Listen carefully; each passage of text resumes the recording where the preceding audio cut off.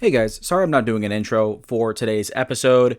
Unfortunately, audio and video are still completely out of sync, and I simply still can't figure out what the heck is going on. So again, I apologize for that, but today we will be recapping NFL Week 17 on this edition of the Shumake Take. Let's get it, guys.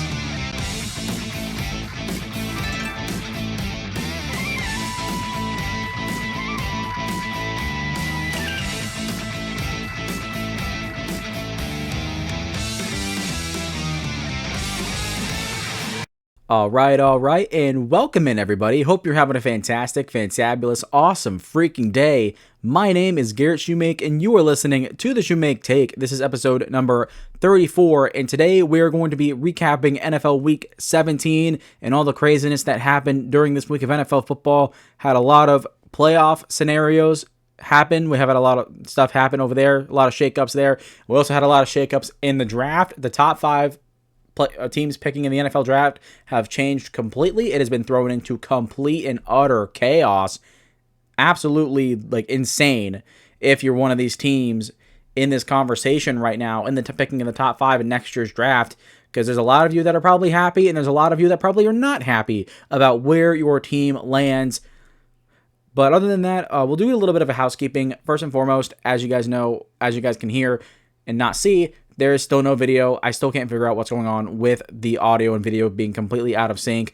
Part of me wanted to just record this completely, with the camera, just let it go, but honestly, that's simply not the content I want to make. I don't want to make subpar content, and with the audio being good, I still, I'm going to hang my hat on that for now, saying that this audio is going to be good, and it doesn't change the fact that the words that are about to come out of my mouth are pretty darn good, if I do say so myself, and ultimately, that's not going to change. The only thing that's really going to change right now is the atmosphere, because obviously I'm not here. You guys can't see my pretty face right now. So that is unfortunate. But as I said, the audio is still going to be fine. Everything I'm going to say will still hold the same amount of weight. And maybe, just maybe, we can get this video thing fixed before the playoffs. That's going to be my ultimate goal. Because going into Week 18, sure, I could probably get away with it one more time. But for the playoffs, I'm going to need my camera working at full force. I cannot have this out of sync crap happening in the biggest moments of the NFL season. We can't have that happen. I'm sorry. It's not going to happen. I'm not going to let it happen. It's unacceptable. But for right now, in Week 17, we can deal with it. We'll be okay. But a team that's probably not going to be okay, we'll start with Saturday football, where the Chiefs beat the Steelers 29-10. The Chiefs clinch the number one seed in the AFC. Congratulations to them. But for Pittsburgh, they go from vulnerable, which I've been talking about the past couple of weeks, now they jump to questionable. Because Pittsburgh, they've lost 3 straight games now. They've lost 3 straight games, all of them to good teams. So, you can say that for what you will. But this game was just, it was just shot in the foot, shot in the foot, shot in the foot, shot in the foot. The Steelers shot themselves in the foot all game long on offense. Russell Wilson only had 200 yards, had an interception. The red zone oh my goodness. The interception, it was horrible. It was an absolute horrible throw. It was thrown in the red zone. It was in triple coverage. I mean, that's just a throw you cannot pull that trigger. You can't pull the trigger. You can't throw that ball. You simply can't. And it took away points off the board. And then along with that, they had a fumble on third down on the opening drive. That was really bad. Of course, they recovered it, so it wasn't a turnover, but it ended up being a bad omen. Pat Freiermuth had a fumble in the fourth quarter, caught it on the right sideline, trying to turn up field, and defender popped it out last second. He was going down. And then on fourth down, near the end of the game, there was 10 minutes left, so there's still a pretty decent amount of time on the clock. But fourth down, Russell Wilson throws it deep to George Pickens. Had it in his hands, dropped it, but there was great coverage by the corner. I think it was Trent McDuffie that was on him, and it was a tough catch. I mean, it was a 50-50 ball. It was a tough catch regardless, so it was just a tough situation. But stuff like that, it killed them. It really killed them, the turnovers especially. But the other thing, too, is this offense for Pittsburgh did not get enough from their passing game. 8 of 16 on third down, and the explosive plays were just lacking. They were simply lacking. They ran the ball great. They ran the ball really, really well. I mean, Najee Harris had 13 carries for 74 yards. Jalen Warren, 11 for 71. Russ himself had 55 yards and a touchdown. I mean, they ran the ball pretty darn well on the Chiefs. It's just passing down the field, simply they couldn't get it there. And this is where George Pickens, coming off of an injury and missing the past couple of games, is starting to show. Then you see the lack of overall talent at the wide receiver position is starting to show. And right now, it's questionable. It gets very questionable because now the Steelers have lost 3 straight games and their offense is out of whack. Is out of whack. Even when they're running the ball well, they can't throw the ball down the field with particular effectiveness. And you are going up against the Kansas City Chiefs defense, which is really good in that department. So it's it's not like you're going up against the New York Giants, for example. If they were going up against the Giants and that happened, then we'd maybe having a completely different conversation. But the Chiefs defense is really good. But the fact of the matter is, the Pittsburgh Steelers offense, they're a run-based football team. They run the ball and then use heavy play action to make favorable situations in the passing game. But even when you're running the ball well, if you take away the explosive plays, if you take away, George Pickens, you take away Pat Freiermuth, you take away the few pieces that the Pittsburgh Steelers offense has that are really game-changing, it makes it not much easier to stop the Steelers offense. And they simply just, like I said, they just simply didn't get enough. They simply just couldn't get enough. But that's not even the worst part. That's not even the worst part of this game for the Pittsburgh Steelers. This defense has a problem. This defense has a very, very, very big problem right now.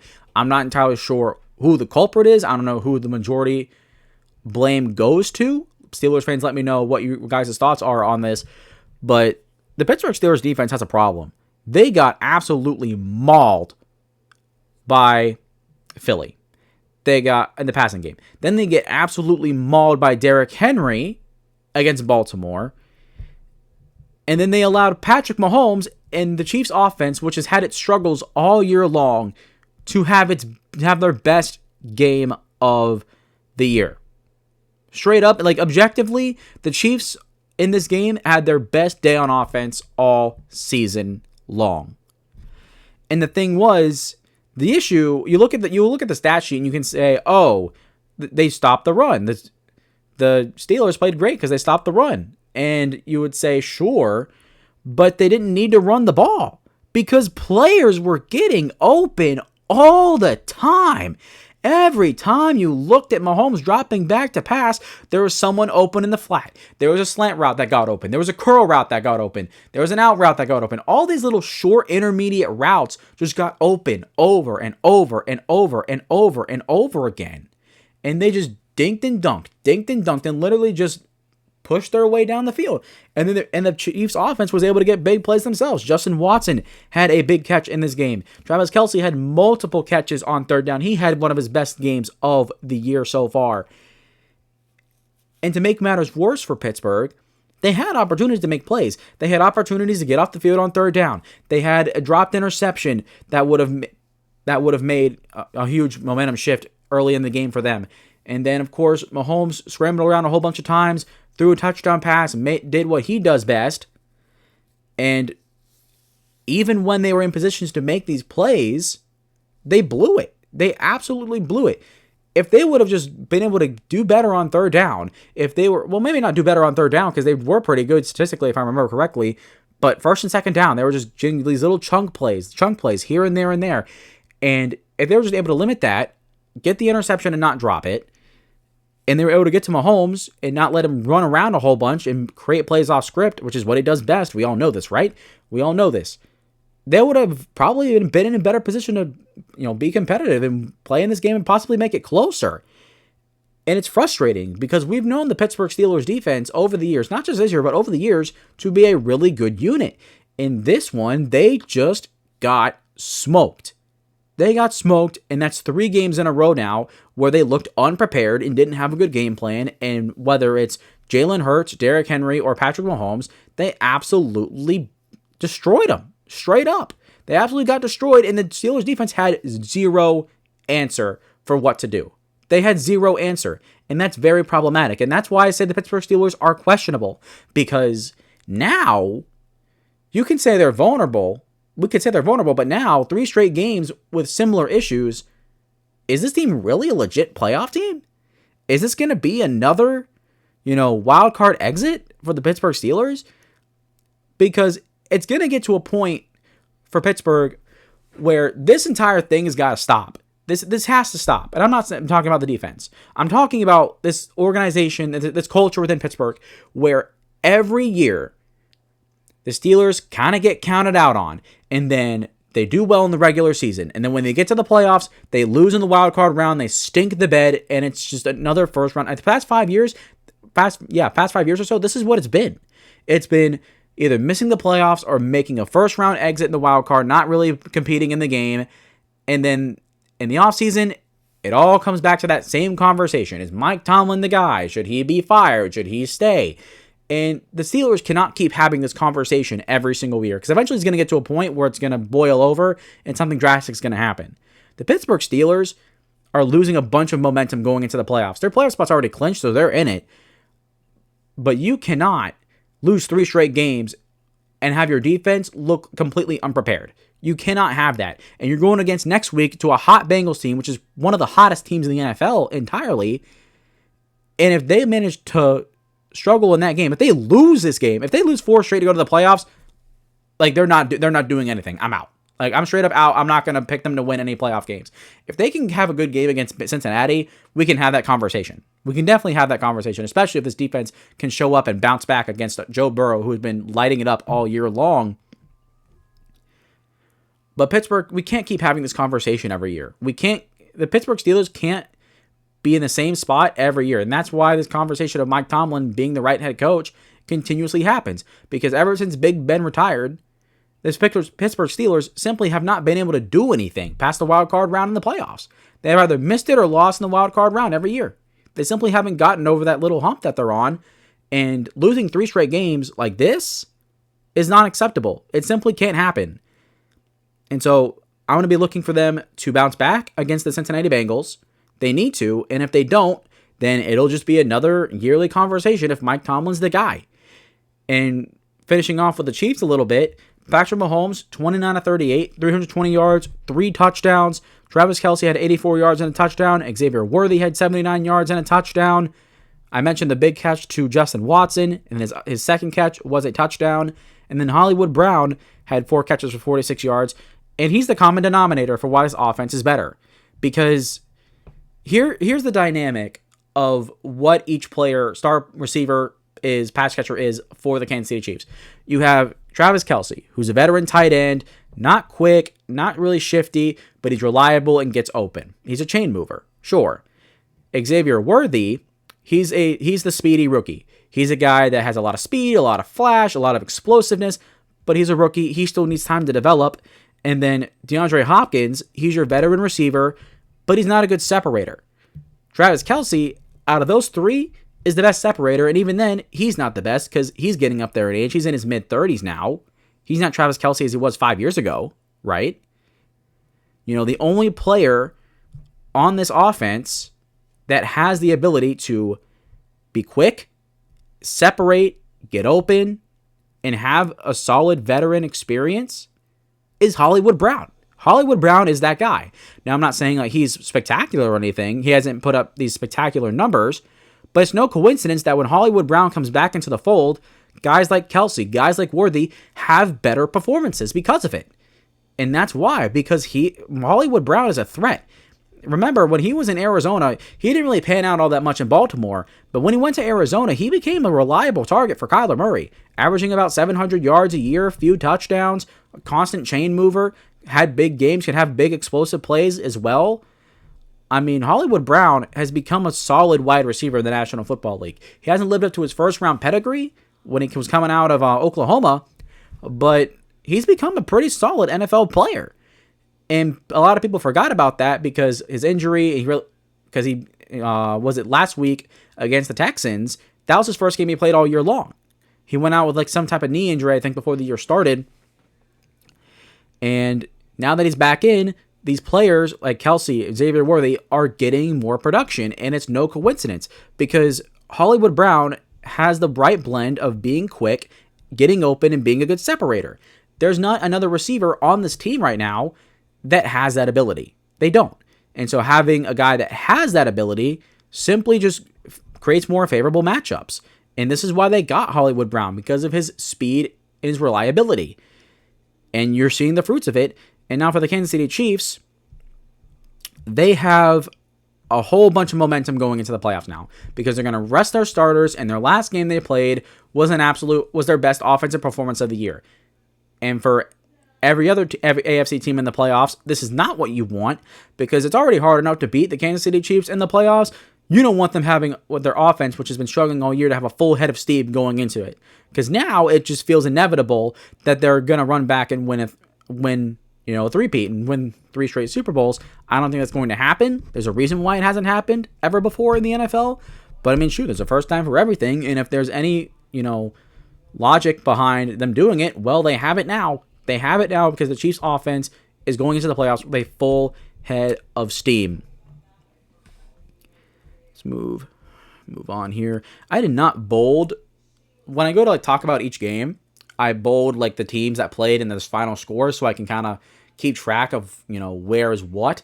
And I didn't do that, and I'm regretting my actions. Sorry, I was drinking water. But we'll move on.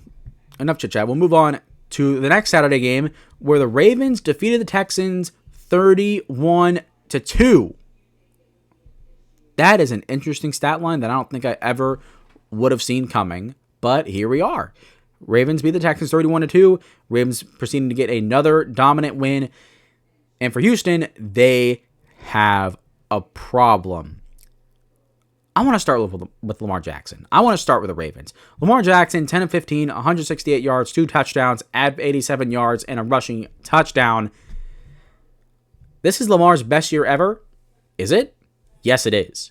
Yes, it is. I think that this year, Lamar Jackson, this is better than his MVP year in 2019. I think it is because it's the perfect blend. You get Lamar Jackson making the plays that he's made all year, right? It's very reminiscent of 2019 Lamar Jackson. The explosiveness, right? The explosiveness and high level efficiency with Lamar Jackson and the team around him.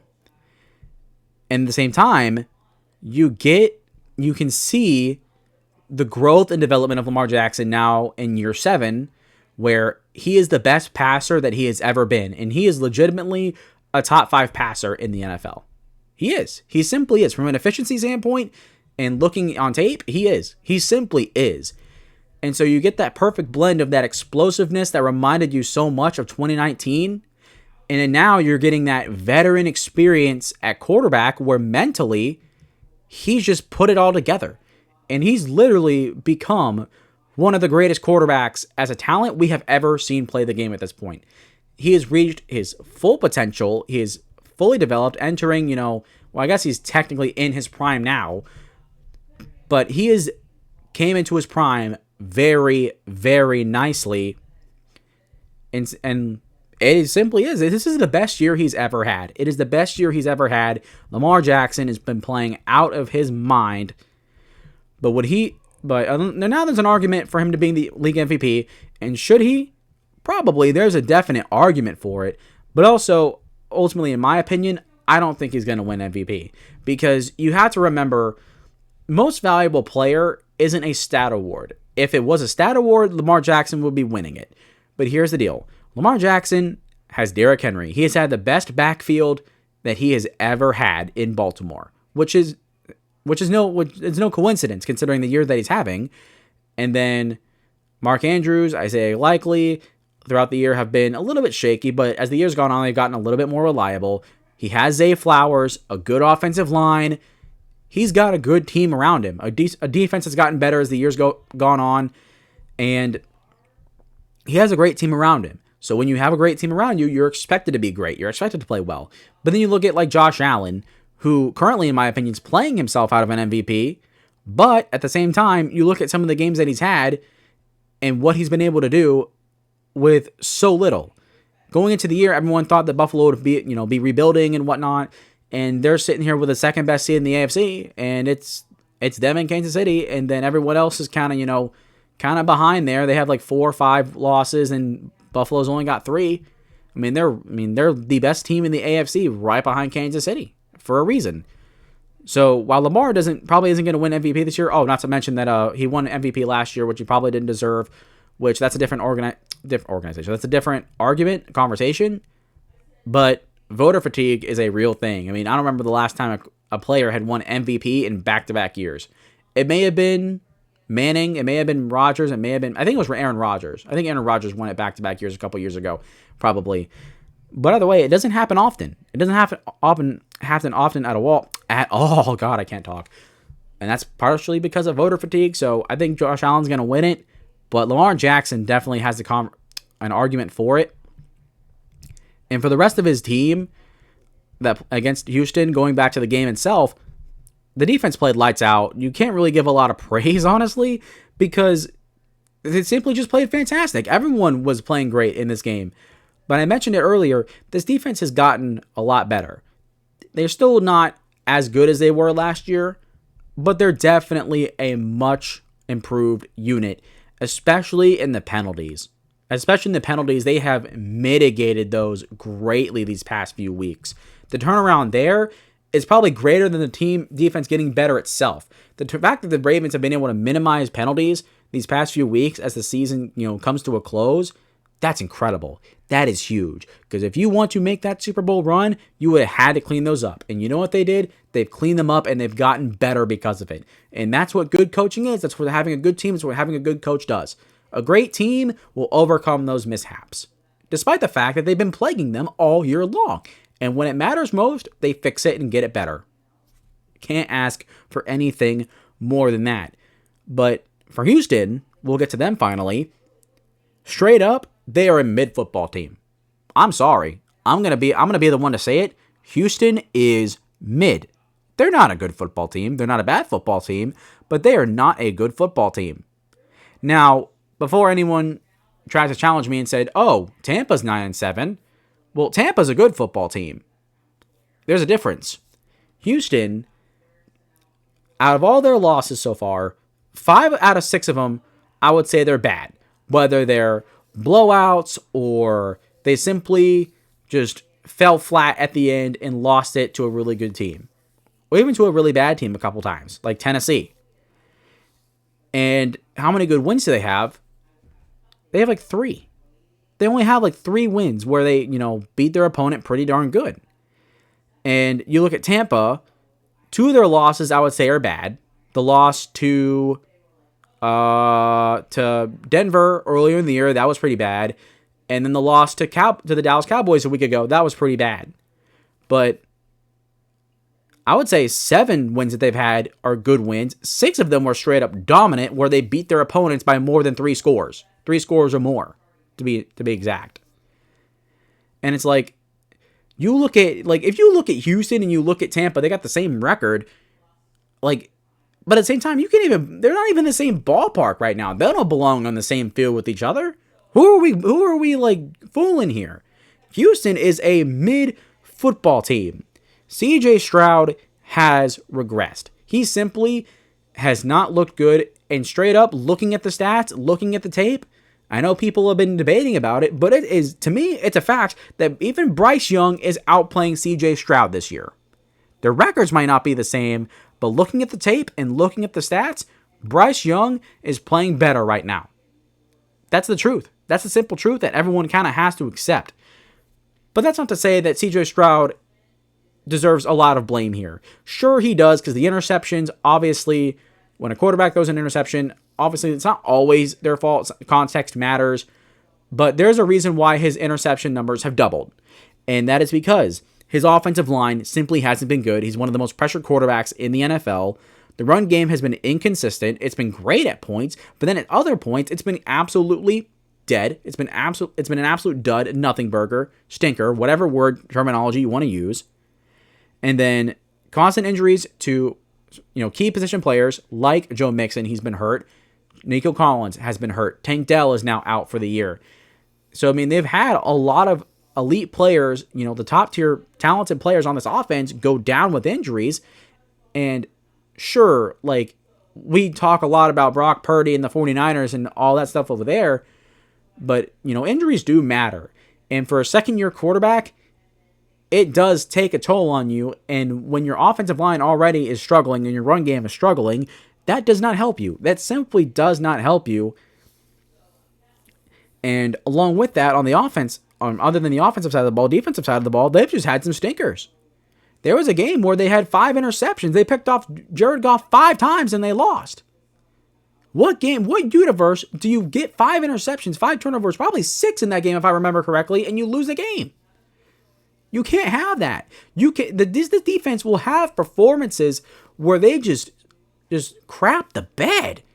And it's like this defense is on paper should be a pretty darn good unit, despite the fact that the secondary is, not that great outside of Derek Stingley Jr. Kamari Lassiter, he's been fine. But, you have one of the best edge duos in the NFL with Will Anderson and Danielle Hunter. Both guys are near the 10 sack range if they haven't got it already. The rest of the defensive line is really good. Your linebackers are pretty good. But it's like, what is happening here? What is happening in Houston that is causing them to be mid? And they're going to be I really don't know. I really don't know what, the big, root problem would be. Some people have mentioned Bobby Slowick, the offensive coordinator, when his play calling. I can believe that. Any run-first football team simply just... It's not a proven method to work in the NFL for longevity purposes. I'm sorry, it doesn't. You have to be able to pass the football with effectiveness, and they simply haven't been able to get enough out of that, which Texans fans, let me know what your thoughts are on this conversation. And the thing is, this team is going to be in the playoffs. They're going to be in the playoffs. They've clinched the AFC South. The rest of the AFC South is so bad, they've had it clinched for 3 weeks now. But they're not even one of the best 7 teams in the AFC. Right now, if we had the choice to flip, if let's say Denver makes the playoffs, right? So that'd be the 7th seed, all seed would be locked in, but we could flip Houston and Cincinnati? I would in a heartbeat. Are you kidding me? I would do that in a heartbeat, despite the fact that the Bengals team roster isn't as good as Houston's. But you know what? They have Joe Burrow. Joe Burrow's won 4 straight games and has them on the cusp of possibly making the playoffs if they win and Denver loses. That's a real possibility for them. Would you rather have Joe Burrow in the playoffs, or would you rather have this middling CJ Stroud team, Houston Texans team in the playoffs? Because right now, I'd rather have Joe Burrow. Joe Burrow makes the playoffs better right now, in my opinion. I don't know who's going to debate that. But in my opinion, the answer is obvious. Houston's going to make the playoffs, but they're not even one of the best 7 teams in the AFC. And that's sad, because so many teams, the Texans had so much expectations going into the year, and they've just fallen flat. They've just fallen straight up flat, and when the best moment of your day is scoring a safety, scoring only 2 points, 2 measly points, getting shut out on offense, that's a disaster. And they play Tennessee next week, so they should, get a good win there, and I would hope they would, because they need momentum going into the playoffs. Head coach D'Amico Ryans has stated that they're going to play their starters, and they need to. They need to have some type of momentum going into the playoffs, because if they don't, if they were to set their players, or by God, if Tennessee managed to beat them, I think Houston would be in more trouble than just losing the wild card round. I think they would be in a lot more trouble than just that, and there would have to be a lot of questions made about where exactly do the Houston Texans go. But right now, if they can beat Tennessee in Week 18 and go with some momentum into the playoffs and put up a fight, okay, then I think, it may have just been a down year for Houston. We can give them the benefit of the doubt. But how as bad as they've played so far, as a whole this year, it's been up and down. But particularly recently, they played some pretty bad football. So if they can get back on track, it would be huge. But if they can't, against Tennessee and going to the playoffs and they lay an egg, oh, Lord, it's going to be trouble. It's going to be a whole lot of trouble over there in Houston. And that's why they say they have a problem, because they need to get it right. And if they can't get it right, we're going to have some serious conversations about the legitimacy of the Houston Texans going forward. But, that's enough of that. And to conclude, the Ravens absolutely got a really dominant win. Lamar Jackson played great. In Houston, they need to get momentum back going into next week and going into the playoffs, because the future of their franchise, quite frankly, I'll go as far to say that, depends on it. All right, now we'll move on to Thursday night football. I just thought about it. I just said Saturday games for the Chiefs and Steelers and the Ravens and Texans. No, this was Christmas Day. I don't know why I said Saturday. We have Saturday games on the list, but yeah, those 2 games happened on Christmas Day. I'm sorry. I didn't mean to misstate that. But now we'll move on to Thursday Night Football. We're going to go over this one very, very quickly because there's not really much to talk about when the Seattle Seahawks beat the Bears 6-3. And quite frankly, the most interesting thing that happened in this game was the fact that Seattle faced Chicago in 3 different sports in the NFL, MLB, and NHL, and all of them Seattle won 6-3. That's probably the most insane stat I think I've ever heard this year.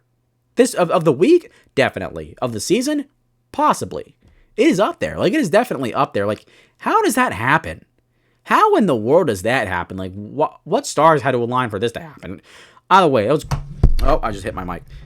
It's crazy stuff. But getting to the game, the thing for the Seahawks, you ran the ball well, I guess. They ran the ball well. For the most part, it's not saying much, but hey, they did it. Sure. And then the defense got 7 sacks. So, hey, good for you.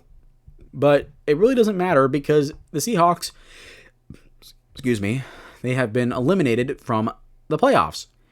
And it's tough. It's really tough because this is kind of where I had the Seahawks finishing. I had them finishing 8-9, and they're kind of right there. They're going to go 8-9, 9-8. But it's just tough because Seattle were 8-5 at one point. They were 8-5. They had first place in the division. All they had to do was win a couple games and they would have been in. And they just had a couple stinkers and kind of blew it. And now they're out. The Rams are in. They've clinched the NFC West at this point. And it's just a season that had a lot of promise and had a lot of excitement, especially in the second half of the season when they took first place in the division and started pulling away a little bit. To fumble it away is just unfortunate. But at the same time, you have to be a little bit proud of where they were compared to every other rookie head coach that came into the league this year and where their teams are at. By far and away, the Seattle Seahawks are in a much better position because their defense has improved throughout the year. The defensive line has gotten much better throughout the year. The offense is one of the best in the NFL, and it did not slow down one bit. So that's a win for me. In my opinion, that's a win. Of course, the season didn't end how Seattle Seahawks fans wanted it to end, but at the same time, to be where the Seattle Seahawks are compared to every other team with a rookie head coach, I would say the season's a massive success. We'll talk a little bit more in the offseason because I want to do predictions versus reality for every team, which is going to be a fun thing to do. But even though they're eliminated, it's sad, but at the same time, it's pretty cool to see where the Seattle Seahawks ended. I thought they'd finish at this point 8-9 because their roster was pretty darn good. But there's a lot of potential shown with Mike McDonald, the head coach, and there's a lot of things to be happy about. For Chicago, it's the same stuff over and over again. I can't talk about them anymore because it's the same stuff that happens. And then when you got, fans in the stands chanting, "Sell the team, sell the team, sell the team," you're in a very bad spot as a franchise. You're in a very bad spot, and it's just sad because this is another one of those teams that had a lot of hype and a lot of expectations going into the year, and quite frankly, not only have they fallen flat on their face, they have stumbled a bunch. The video of the guy where he's slipping on the ice over and over again. He's not falling down, but he's not being able to stabilize himself.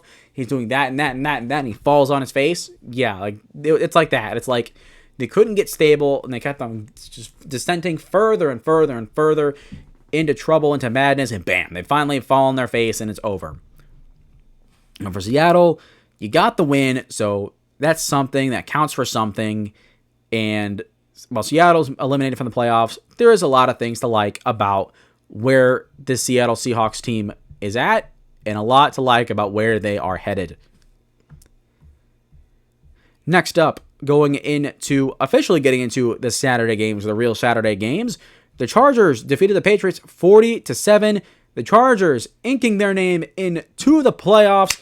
Congratulations to them. And for New England, they have some positivity too because they have now moved up to the number 1 pick in the NFL draft as of right now. Starting with the Chargers, though, Justin Herbert had 280 yards. He had 3 touchdowns. He was fantastic in this game. Ladd McConkey had 94 yards, 2 touchdowns, went over 1,000 yards on the season. He's had a great rookie year, kind of gone underappreciated. And currently, in my opinion, he's probably the 3rd best rookie wide receiver behind Malik Neighbors and then Brian Thomas Jr. He's been great. He's been absolutely great for them. And with a season where there hasn't been a lot of, really good weapons for the Chargers, Ladd McConkey stepped up big time. And against a lot of these veteran corners, like Jonathan Jones and Kyle Duggar, especially for the New England secondary, he cooked them. He absolutely torched them and cooked them to the point where things were getting chippy because he was cooking them so good. And it's like, how can you not be excited about that? How can you not be excited about this kid and what he can do for this offense? Because he's such a good chain mover. He's not like this explosive, dominant X receiver. Like, he's not that. But as a Z, he has proven that he can play outside and he can line up everywhere. He has shown that he's got a lot more versatility in him, despite his size, which was one of my concerns when he was coming out of Georgia. But guess what? He has been fan-flippin-tastic for them. So congratulations to the Chargers there for making it into the playoffs and for Ladd McConkey breaking 1,000 yards. Moving on, J.K. Dobbins was back for this game. He had 19 carries, 76 yards, and a touchdown. He played well. Having Dobbins back is so huge for the Chargers going into the playoffs. Now you feel a lot better, especially when going to play next week. I don't know if they're going to rest their starters. I haven't seen the report of what they're going to do yet, to my knowledge. Chargers fans, let me know what's going on in that situation. But you got to feel a little bit better. And if I'm the Chargers, I don't know if you start Justin Herbert. I don't know if they're playoff seeding. Maybe you do because you want the highest seed possible. And if you lose and then Denver wins, then okay, then you might have to. Then you might have to play your starters. But even if you don't play Justin Herbert, if there's one player that definitely needs to play next week, it's J.K. Dobbins. I would like to see him play and get another game under his belt and get a little bit more momentum going into the playoffs, coming off injury. So that would be nice for them. But while the numbers defensively, we'll get to defense right now. The numbers are a little bit inflated. Or no, offensively, the numbers are a little bit inflated. Oh, I just muted my mic. Whoops. Let me make sure that didn't do anything. Did that just pause my video? I hope not.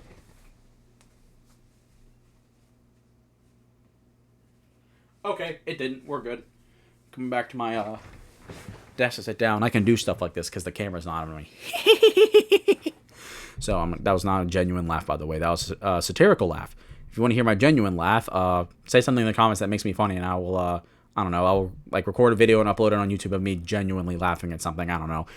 But for the Chargers offense, the numbers are a little bit inflated because the Patriots went 0 for 3 on 4th down. They gave them short fields multiple times. But at the same time, you can flip it as the Chargers went down the field and scored and took advantage of the opportunity. So there's not really much there. Defensively, they played great. I mean, they've had a couple games here. They're on the stretch that have been a little shaky. So to go up against the Patriots, here's an opportunity for you to bounce back, play good, and bam, establish momentum, which is all the Chargers need right now, is just establishing some momentum and get some good stuff going, stack them some good games, and boom, when you're in the playoffs, you're ready to go at full strength. But going to the Patriots side of things, Drake May, 117 yards, touchdown, really not a good game, but you're going up against the Patriots, you're going up against the Chargers defense, which is one of the best in the NFL. They're really good. But the big takeaway for me, for the New England Patriots, was that they had the opportunity to draft Ladd McConkey, but they traded with the Chargers and traded down. And with that pick, the Chargers picked McConkey. And then with their second round pick, the Patriots picked Jalen Polk, the wide receiver out of Washington, who was running routes alongside Rome Odunze. And he's only had 12 catches on the year. And then in the 4th round, they drafted Javon Baker out of UCF, who I really, really, really liked coming out of college. This guy was speed. He had the size. He had yards after catch ability. I think he called himself the Yak King. Yak stands for yards after catch, if you didn't know. But he's gotten 0 catches on the year. And it's like they traded back, and the 2 picks they got, the 2 receivers they picked with the trade back, have simply not produced. They've been awful. Like I said, John Baker, 0 catches. And then Jalen Polk, your 2nd round receiver, only 12 catches? Jalen Polk was a top 10 receiver in this draft class coming out, in my opinion. I thought that he had a lot of talent. He wasn't the big, speedy X guy that Rome Odunze was. But at the same time, I mean, he was a really good receiver. Lining up alongside him, I can't really remember off the top of my head like what his skill set was and what I remember. But I do remember Jalen Polk being a highly, respected wide receiver prospect. Obviously, he wasn't a first-round talent, but there was no doubts that he was going to be a second rounder. There was no doubts about that. So to see him having only 12 catches on the year is extremely disappointing. And then when you see McConkey going over 1,000 yards for the year, it's like, Jesus Christ. How many years are the Patriots going to draft a wide receiver and screw it up? Because they could have took someone else that was better, and they didn't. Kind of like when they drafted N'Keal Harry, and they missed Deebo Samuel, DK Metcalf, AJ Brown. They missed all those guys as well. They missed Terry McLaurin as well in that area. So it's not new for the New England Patriots, but it's still equally disappointing. But the Patriots do have the first overall pick in the draft, which is positive, because if they lose next week against Buffalo, then boom, it's theirs. They can draft Travis Hunter. They can trade down and get an absolute motherload of draft picks if they wanted to, which you might have to. I don't know. I mean, this Patriots team needs a lot of work, so if you could trade down, that would be massive. But at the same time, if you have the option to pick Travis Hunter, you can probably take him because he can play both ways. I don't know how well he could at the next level, which is something we might talk about later in the offseason. But definitely with the first overall pick, and you have a franchise quarterback, you have a lot of options on the table. You have a lot of things you can work with. So in that regard, that's really good. You just lose next week to Buffalo, and bam, you're good. It's all yours, and you can figure out what to do there. But for the Chargers, they're getting a lot of momentum going into the playoffs. With J.K. Dobbins being back, this just helps them that much more. And I expect the Chargers to do good things come January. Alrighty, now we'll move to the next Saturday game where the Cincinnati Bengals defeat the Denver Broncos 30-24 in overtime. The Bengals get a sensational win, keeping their playoff hopes alive, while Denver is on the verge of an absolute season-ending disaster. Starting with the Bengals, though, Joe Burrow, 412 yards, 3 touchdowns, ran for 1. T. Higgins, 131 yards, all 3 touchdowns were caught by him, including the game winner. Jamar Chase, 9 catches, 102 yards. Mike Gesicki, 10 catches, 86 yards. Joe Burrow has been lighting it up all year, and if it wasn't for the fact that his team is 8-8 right now, and if they were much better, Joe Burrow would be the MVP. There literally would be no ifs, ands, or buts about it. And if you look at MVP, most valuable player, quite honestly, if you really want to go in that department and look at the MVP like that at face value, it is Joe Burrow. Without Joe Burrow, this team's only like a 3-win, 4-win team. There's no doubting that. The defense, while they've played a little bit better these past couple of games, across the whole year, they have been awful. This offensive line, once again, has been awful. And part of the reason why they've lost games early on in the year was because they were not getting consistent production out of their playmakers. The only thing that was doing good was Jamar Chase and Burrow. That was it. But now as the season's gone on, these past few games, Chase Brown has been a little bit more productive. T. Higgins has gotten better. Mike Gesicki has gotten better. All the top playmakers for the Bengals have been getting better, and that has, quite frankly, been enough for them to win. They've started the year 0-3, 1-4. They were 4-8, and now they've won 4 straight, and now they're 8-8, going up against the Pittsburgh Steelers, who are a mess right now, in my opinion, on defense. And you have a chance to get a win against Pittsburgh, and you really can't control your destiny. You're going to need help and need Denver to lose. But I mean, for the Bengals to get all the way to 8-9 or 9-8 after how they started, that's incredible. It's absolutely incredible. And this, having Joe Burrow, this is what an elite top-tier quarterback does for your team. This is what it does. A team that really is, like I said, is a 3 or 4-win team without Joe Burrow. Joe Burrow, literally just by himself, gives them 5, 6, 7 more wins. Literally. He literally does that for them. And then, what more can you ask for? He's the guy. I mean, Joe Burrow is just so freaking good, man. Every week, he just comes up huge for his team. And it's like, Jesus Christ, if only this team was better around him.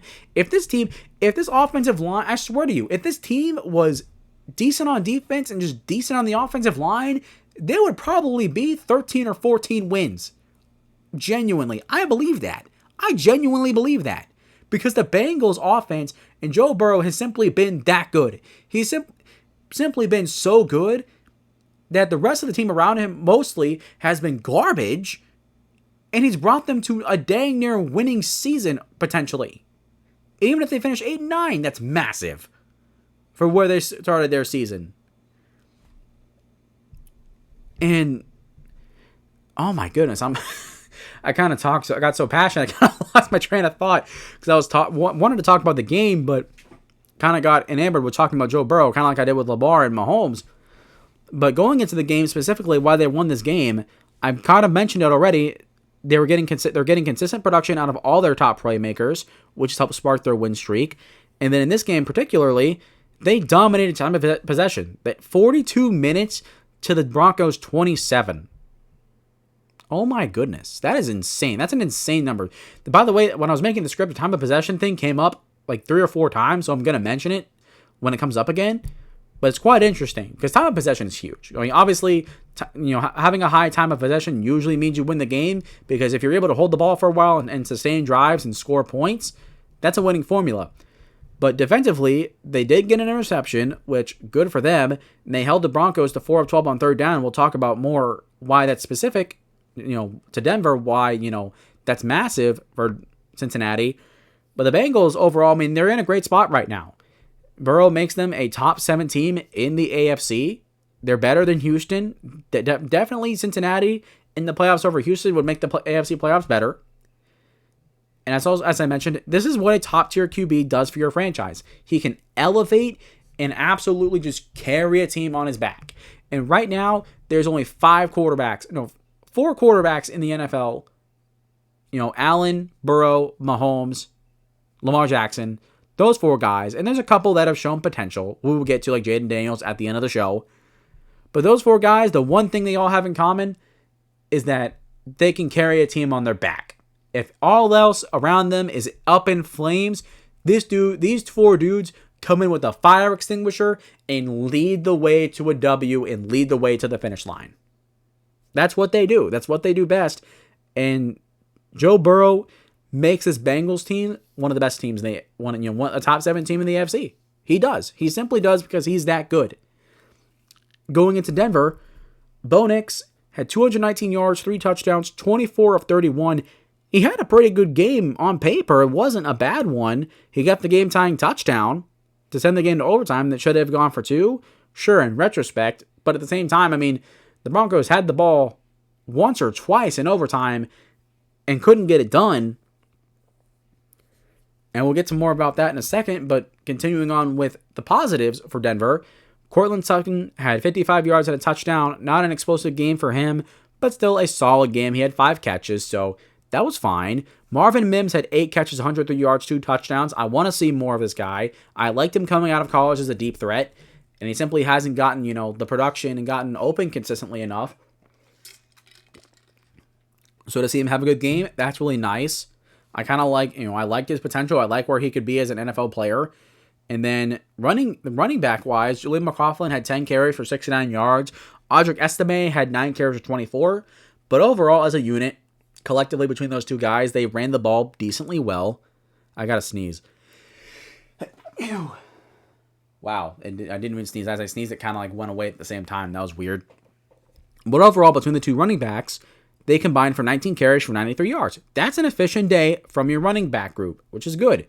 But that's it. That's pretty much it.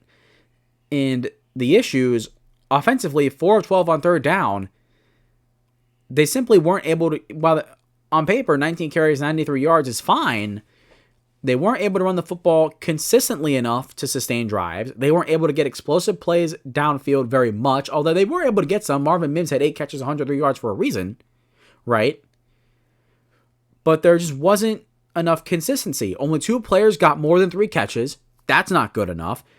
And then penalties, they had 7 penalties for 35 yards. And now this is becoming an issue for Denver. They had a lot of penalties against the Chargers as well that killed them. And then eventually, when you add all that up, and this 2-game losing streak that they've been on, at the end, the team just falls flat. Say what you want about the Broncos not going for 2 at the end and going for the win. They had the ball twice in overtime. It didn't score. The second time, all you had to do was get a field goal. You didn't even need a touchdown, and you couldn't get that against the Bengals defense, which hasn't been very good all year. And then defensively, once Joe Burrow got the ball in overtime, I mean, you knew that it was going to be over. You simply knew it. This defense that's been great all year simply just laid down and just fell flat on their face. And that's 2 weeks in a row. It's 2 weeks in a row where they just got absolutely manhandled because this team shot themselves in the foot way too many times. And so now the Broncos are on a verge of a disaster because if they lose next week, the Chiefs, they play the Chiefs next week, and the Chiefs are resting their starters. So this is a game they should win. And if you want to look at it glass half full type of deal, the Broncos still have control of their own destiny because all they got to do is beat all the Chiefs' backups and then get into the playoffs. That's all they have to do. And they're at home, mind you. They're at home doing that, if I'm pretty sure. Or they may be going on the road. I can't fully remember. But either way, you're going up against the backup Chiefs team.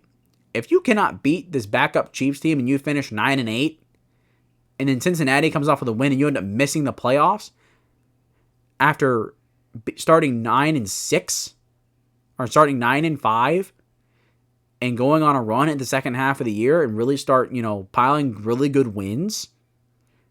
Oh my God. I mean, that'd be so sad. Part of it, you can say the season ended up being a success anyways because a lot of people thought the Broncos would be bad, including myself. But at the same time, I mean, you can't be 9-5 and then finish the year 9-8 and miss the playoffs. You can't do that. I mean, regardless of where people thought the Broncos would be and where they actually are, I mean, losing that way to end your year and miss the playoffs would leave such a bad taste in everybody's mouths because it could have been so much more. And I'm saying it as if it's already over. It's not. The Broncos, they really need to get a win against Kansas City. I think they can. I think they probably will. But the thing is, you just lost to Cincinnati, and there is blood in the water for, with that team trying to get into the playoffs. And so the Broncos simply can't afford to mess up. They simply can't afford to mess up. And these are 2 games now where they were in position to win. They had chances to win, and they simply couldn't get it done. And against the backup Chiefs, here is your opportunity to make it all go away. Here's your opportunity to make it all right.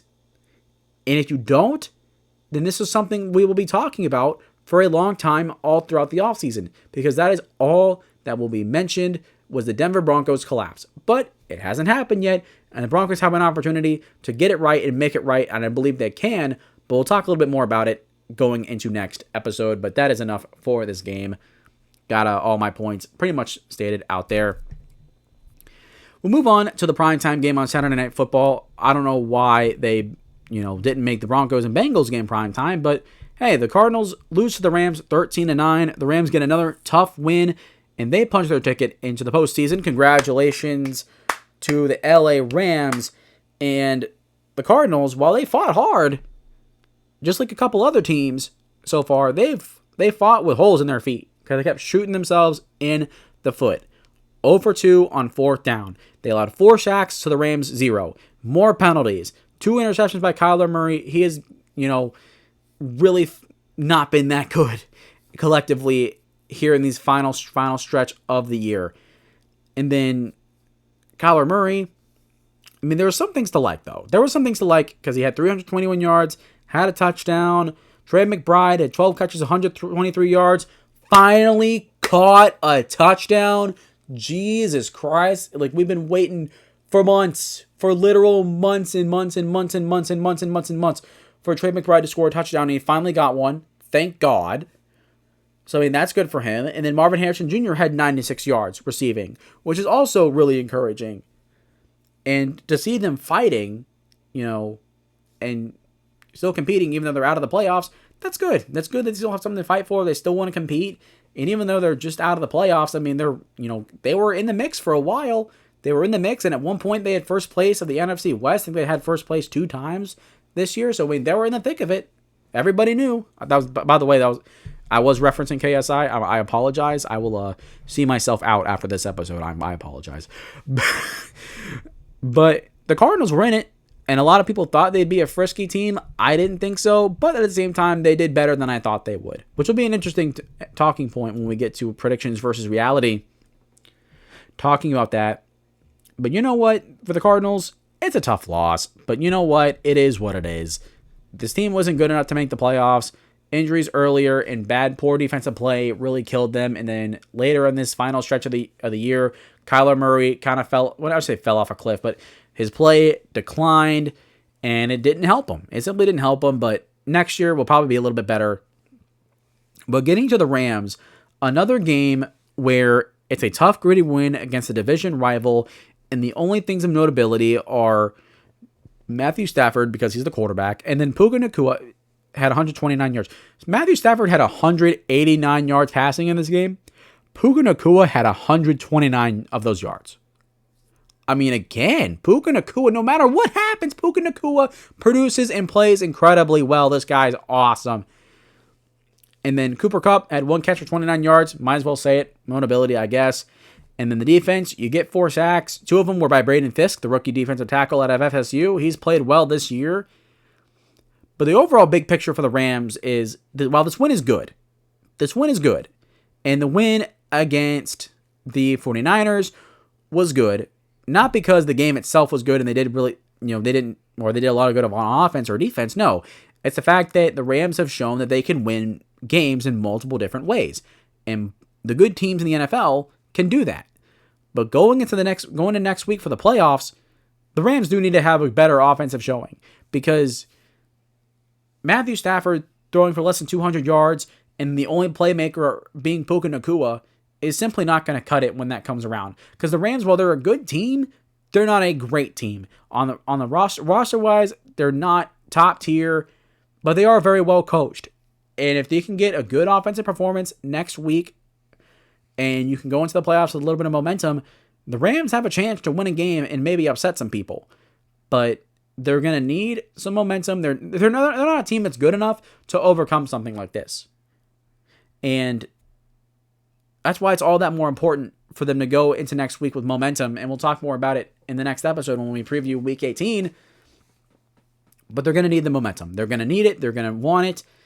And if they can do that next week, then we'll be in a much better place. But for now, this is a good win for the Rams. Tough win.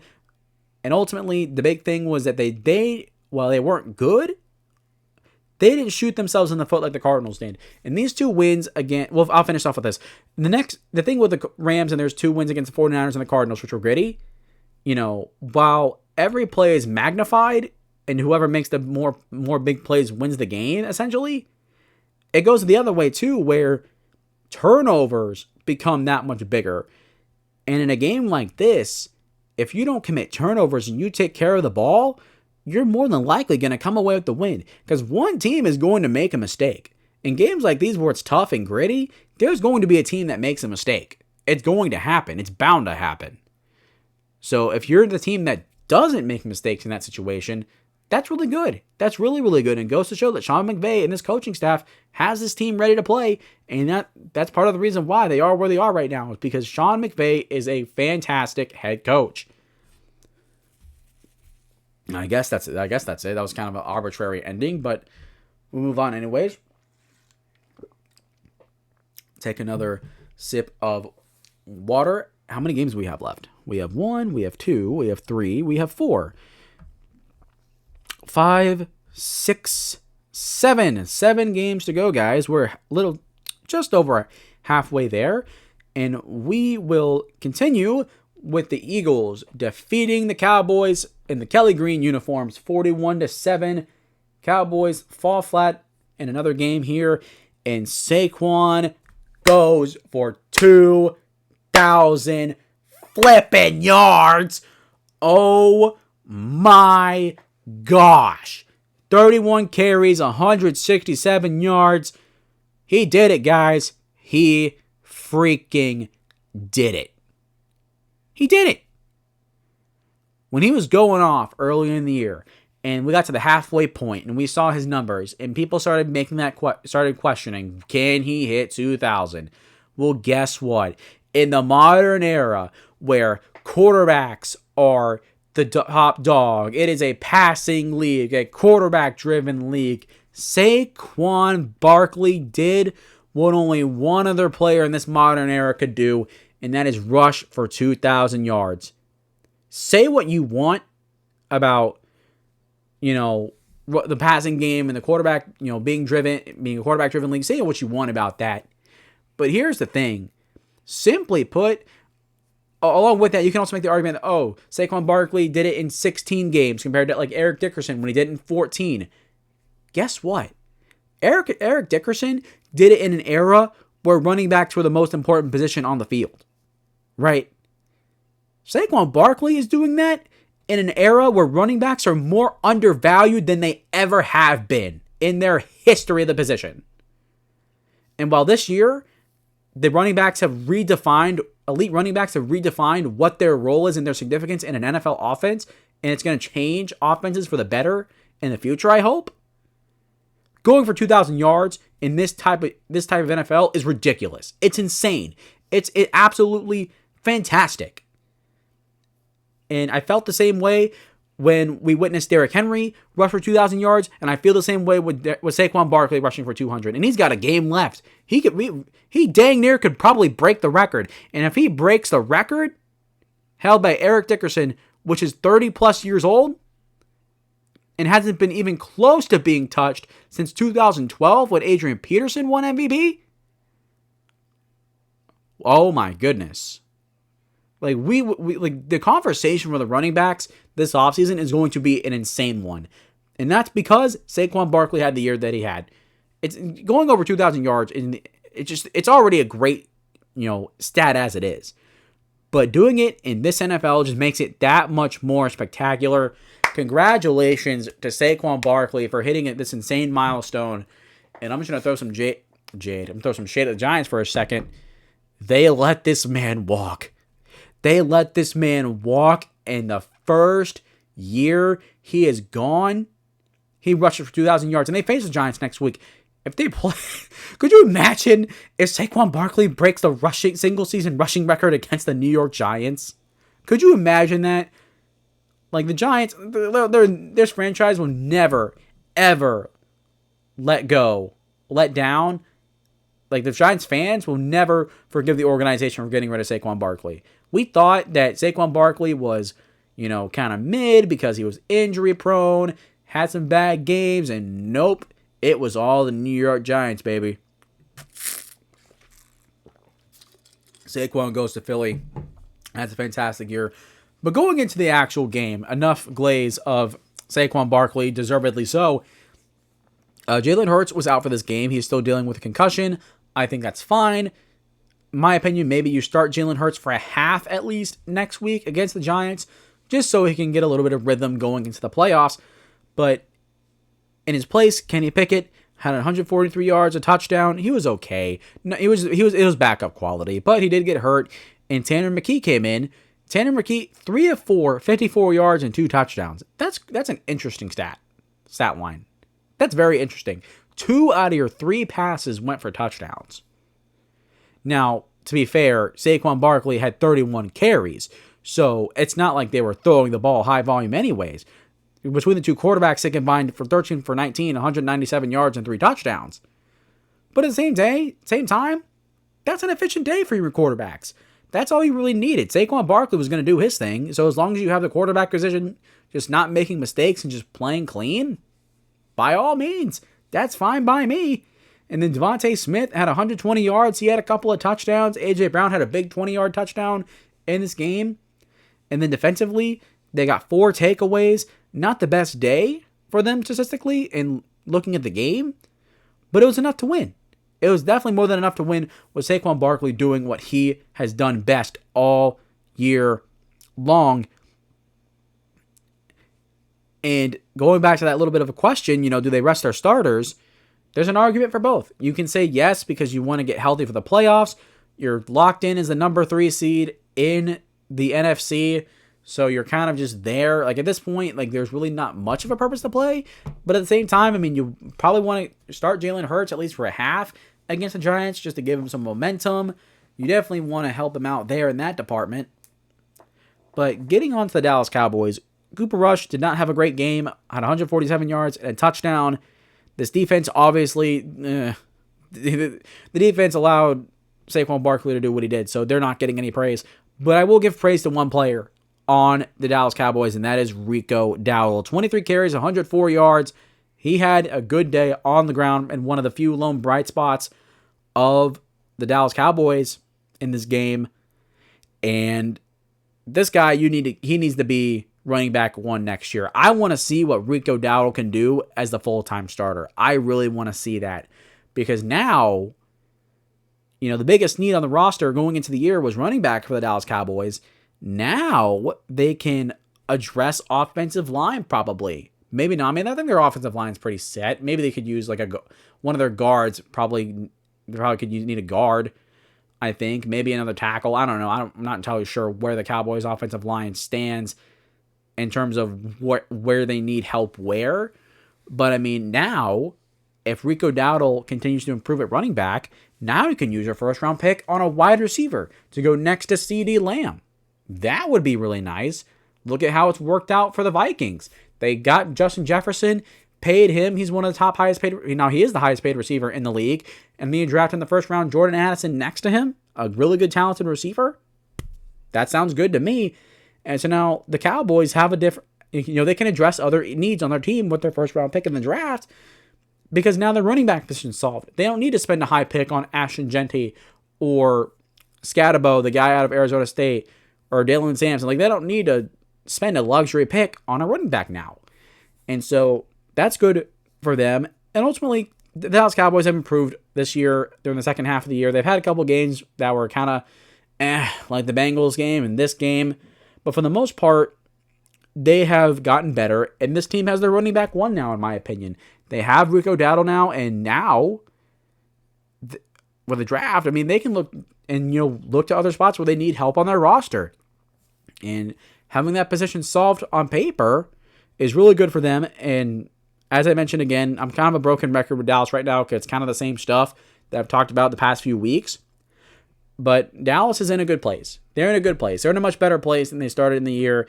And for them to get better, and while they weren't really in the running for the playoffs, where they were still, they were still improving, they were still getting better, and they're still going to finish with a top pick in the draft. Top 10 is probably a stretch, but they're going to be just outside of it. So they're going to have an opportunity to get a really good talent at the top of the draft. And so that's good. They end up finishing strong and, reset next year and come back better. So there's a lot of things to be happy about with the Dallas Cowboys right now. Moving on to our next game, we got a Bucs absolute beat down, beating the Carolina Panthers 28-14. Baker freaking Mayfield. 27-32, 359 yards, 5 touchdowns, a passer rating of over 150. Literally, probably the best game Baker Mayfield's had all year long. You don't play great against the Dallas Cowboys. You go against the Carolina Panthers, who have been better this second half of the year, that have been a much improved football team. And what do? You go out there and have one of your best games of your entire career. Absolutely insane. Freaking sane. And then we had the duck. There was a duck that flew onto the field during this game. And it's funny because the former Oregon Duck, Bucky Irving, had 113 yards, added 77 yards receiving. He had a fantastic day. Mike Evans, 97 yards, 2 touchdowns, 85 yards away from tying Jerry Rice's record of 11 straight 1,000-yard seasons. This team is clicking very much so right now, and they need this. Not to mention Jalen McMillan had 2 touchdowns. He's become a little bit of a touchdown machine for them in the second half of the year. Time of possession, dominated it 41 minutes to the Panthers 19. Defense got 5 sacks. Completely eliminated the run game. Chuba Hubbard was out of this game because of an injury. And straight up, the Bucs are one of the top 7 teams of the NFC. While they could lose next week to the Saints, and then the Falcons could win, and the Falcons would overtake them and win first place. We'll get to them here at the end of the show. There's no doubting, though, that Tampa is one of the best 7 teams in the NFC. Now, sure, they've had losses in here that haven't been very good, but a lot of their losses have been one-score tight games. Most of them against pretty good football teams, too. And here's the thing. Bucs have the best scoring offense in the NFL. And if you can catch Tampa on a good day, they potentially can go to the Super Bowl. I know that sounds outlandish because they're 9-7 right now, but Jesus Christ. You look at some of these performances that the Bucs offense has had, and you mean to tell me that this team doesn't have potential to do it? This offense is explosive as it gets. Baker Mayfield, and now he is one of he's like a modern day version of Brett Favre, a guy that just plays his heart out and just slings the rock over and over. It's gonna lead to a couple turnovers, it's gonna lead to mistakes, but the upside, he just gives you so much juice emotionally, and of course on the field, throwing for 5 touchdowns. I mean, oh my God, how can you not be in love with this offense and really appreciate Baker Mayfield? How can you not be happy for this guy? Started in Cleveland, brought them to their first playoff win since coming back in 1999, and then got shunned away because he tried to play through an injury. They went and got Deshaun Watson, and Baker Mayfield threw 5 touchdowns in this game. I just hit my microphone. Deshaun Watson has thrown 5 touchdowns all year long. And if I'm Cleveland, I would be rolling. I would be absolutely rolling on the ground, kicking and screaming that I made that horrible of a decision. Because Baker Mayfield is a really, really good starting quarterback in the National Football League.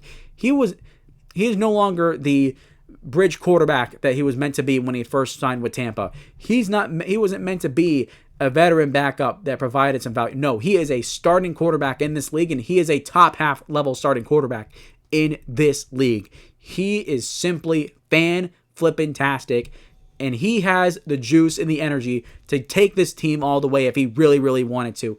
Mind you, he whooped on Philly in the wild card round last year in Tampa. And then he went into Detroit and nearly took down the Lions and nearly went to the NFC Championship game. And if they had gone against the 49ers, they probably would have played better. They would have been in that game too. I guarantee it. And so looking at Tampa now, if this team destroys the Saints, they beat the Saints 51-27 the first time they went up against each other. If the Bucs have another game like that going into the playoffs, whoever faces them is going to have their hands more. They're going to have their entire body just having this giant boulder that is Baker Mayfield just bearing down on them. Because if they have momentum like this going into the playoffs, they are going to be a very, very, very tough team to beat. And then you get to the Carolina Panthers, who fell flat in this game. But look, Bryce Young had a decent game despite the circumstances. Adam Thielen had 100 yards and a couple of touchdowns. And for the Carolina Panthers, the loss sucks. But at the same time, Bryce Young has improved a lot this year. There's a lot to like. And the fact that he played well despite the circumstances, there's a lot to like there. So for the Carolina Panthers, it's another game where they lose. Bryce Young looks good still, so there's a lot of positive there. And then for Tampa, they are a giant right now. They definitely feel like a giant. Maybe not a giant, but they definitely feel like an underdog. Yeah, that's probably better, underdog, because a lot of people would probably count Tampa out. But they're definitely this Bucs team is probably the most dangerous team going into the playoffs. And I'll stand by that. They are probably a top 3 most dangerous team to face in the playoffs, because if you catch them on a good game, they might actually destroy you. They have shown that they can destroy not just bad opponents, but good opponents too this year. And just don't catch them on a good day. Just don't, because they might actually just rip you apart. Move on to a couple quick games here. First off, the Bills beating the Jets 40-14. The Bills get a rebound win while the Jets continue to jet. Josh Allen, 16-27, 182 yards, 2 touchdowns. I mentioned it with Baltimore with Lamar Jackson. Josh Allen, he's probably going to end up winning league MVP, but right now he is definitely playing himself out of it. These past couple games have not been his best, but just considering that he's played fantastic the rest of the year, it's going to be tough to take that away, but recency bias is a thing, so that might play against him come, the week before the Super Bowl. The night before the Super Bowl, that's when the NFL honors happen. But at the same time, if that's the worst thing that's happening with the Buffalo Bills, they're in a great spot. They're 13-3 right now. I mean, what is there really to, be concerned about? 8 different players caught a pass for the Bills, so ball distribution was not an issue. Mitchell Trubisky had a 69-yard touchdown and Tyrell Shavers, which was pretty interesting, if I do say so myself. And then the Bills' defense got a big turnaround in this game.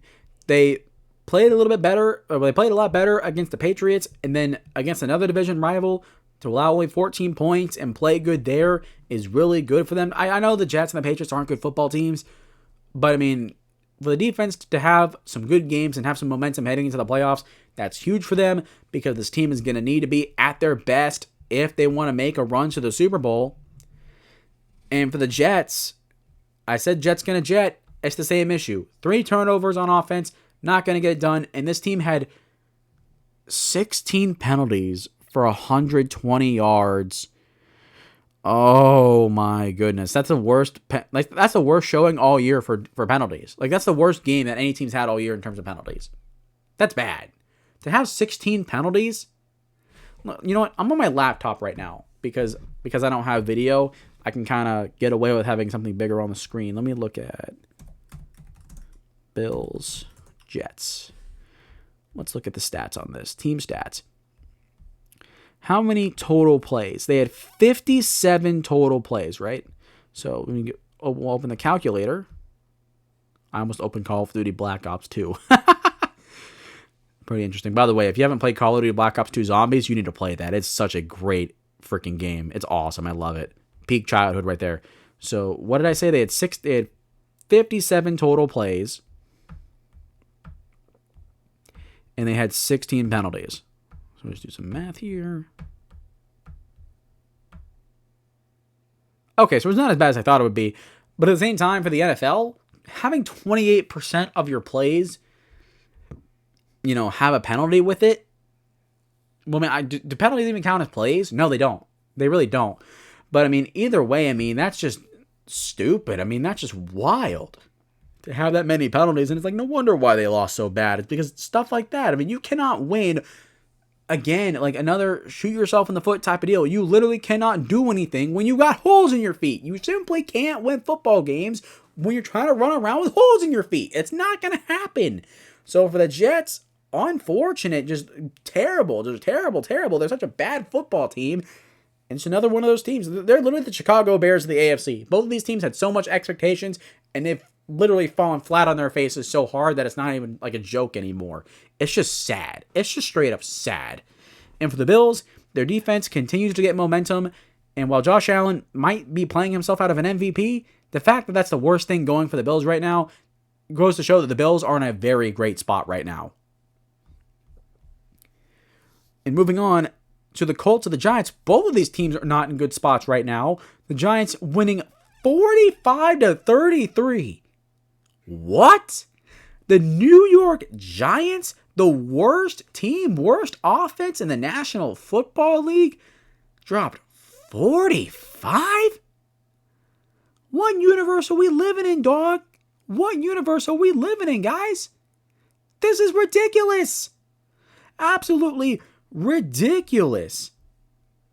The New York Giants, Drew Lock, 17 of 23, 309 yards, 4 passing touchdowns and a rushing touchdown. He had 5. This is literally the best game Drew Lock has ever had in his entire career. No one saw this game coming. Malik Neighbors had 171 yards and 2 touchdowns, which were absolutely insane. Wan'Dale Robinson had 71 yards and a touchdown. It's been nice to see him get better in this final stretch of the year. Talking high pitches, getting my voice dry. And Darius Slayton had 32 yards and a touchdown.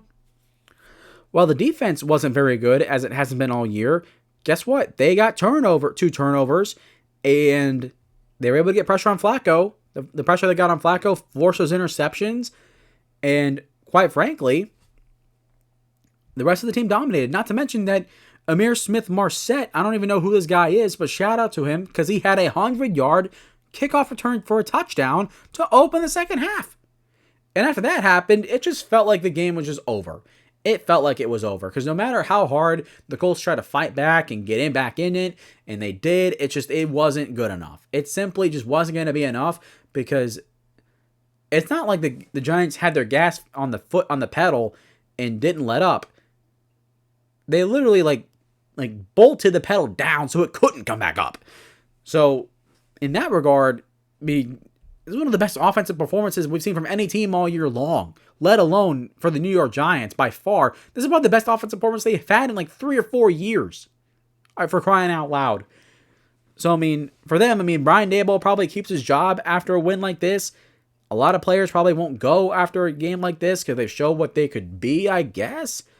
But ultimately, the Giants still lose. The Giants still lose because they are now picking 4th overall and they dropped out of the 1st overall pick. Now, you no longer have your selection at quarterback. And when the big thing on your team objectively is you need a quarterback, that's not good. That is simply not good. Now, I'm not going to sit here and stomp on the Giants' win too much because that's weird. But at the same time, it has to be mentioned that the Giants having the 1st overall pick, it would be a lot better for them, for their future, than having the 4th overall pick. Because now they no longer have their shot at quarterback. Sure, they're still in position to get one, but New England is picking 1st. Tennessee is now picking 2. We'll get to them in a minute. They're probably going to draft a quarterback. Number 3 is Cleveland. They could, although they're planning on sticking with Deshaun Watson for 2025 because they restructured his contract, which I believe is a disaster. But at the same time, you paid him all that money. You have to get something out of it. You have to at this point. And then that leaves the New York Giants. So you'll probably pick a quarterback still, but you're not going to get to pick at which one you want. But that could play in your favor because Shedeur Sanders, before their game against BYU, had New York Giants cleats in his locker. And I don't know, right now, Cam Ward could be trending upward, could be trending downward because of what he did in the Pop-Tart Bowl, which honestly, I'm not going to talk too much about it, but we'll talk more about it as draft season rolls around. I don't feel like talking about it right now. We're talking about the NFL, for crying out loud. But the Giants screw themselves out of that position to be able to have their pick at quarterback. So that sucks. They're still in position to get one because they're picking 4th, but definitely not the position. Definitely they could have been in a lot better position. But for the Colts, it's even worse. Somehow for the Colts, it gets worse because they knocked themselves out of the playoffs. This loss, they got knocked out of the playoffs. And Joe Flacco started this game. Anthony Richardson was hurt. He had 330 yards. He had a couple of touchdowns. The 2 interceptions were bad because of the pressure. Jonathan Taylor had 125 yards, 2 touchdowns. Alec Pierce, 122 yards and a touchdown. Michael Pittman, 109 yards and a touchdown.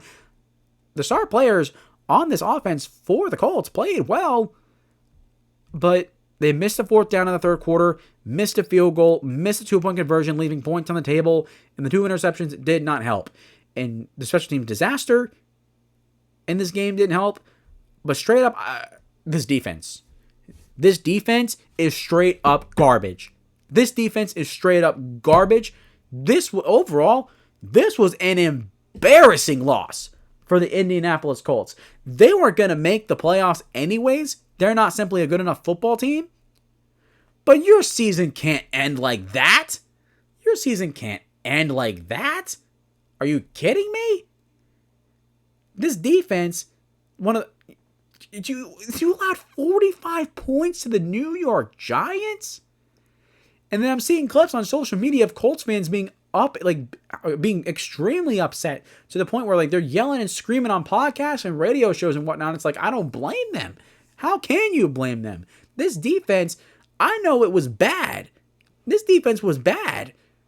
But good Lord, they're not that bad.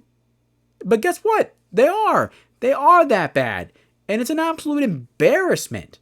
It's an absolute embarrassment to this organization that they allowed the New York Giants to score 45 points.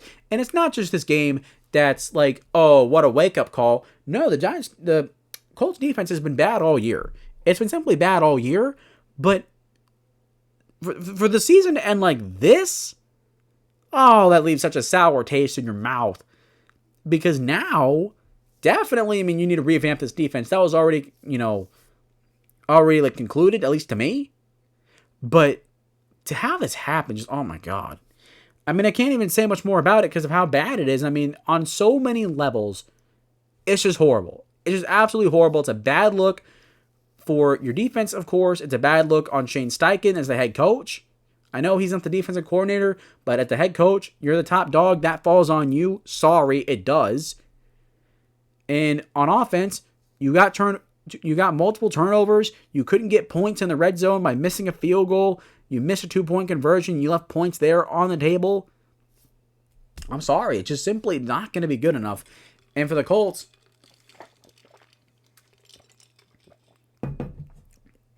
this team simply hasn't been good enough. And we'll talk more about it when I make the predictions versus reality video for the Colts. But I thought that this team, earlier in the year when Flacco was playing, I thought that Joe Flacco starting for the Colts would make them a playoff team. No. This defense was already bad enough. They came out there and made the statement that we are not a playoff team. Watch what we can do against the New York Giants. And then they absolutely just crap the bed in probably the worst way possible. Such a disappointing way for the Colts to end their season. And quite frankly, they're going into next offseason with more questions than they have answers. And that's not where you want to be as your organization, especially with Pat McAfee calling them out for how bad the organization and the culture looks on that end. And Colts fans, let me know what your thoughts on that are. But it's just an absolute disaster right now for the Colts. And ultimately, it's just one of the worst ways you can end your season. 45 points to the worst team in the NFL, the New York Giants, simply not going to get it done at all. Next up on the list, the Raiders defeating the Saints 25-10. Saints lose a game that they probably should have won, but the Raiders, while they looked good today, or not today, today's Monday, but while they looked good, the Raiders screwed themselves in the draft order. They can kiss their quarterback wishes goodbye. They can kiss them goodbye.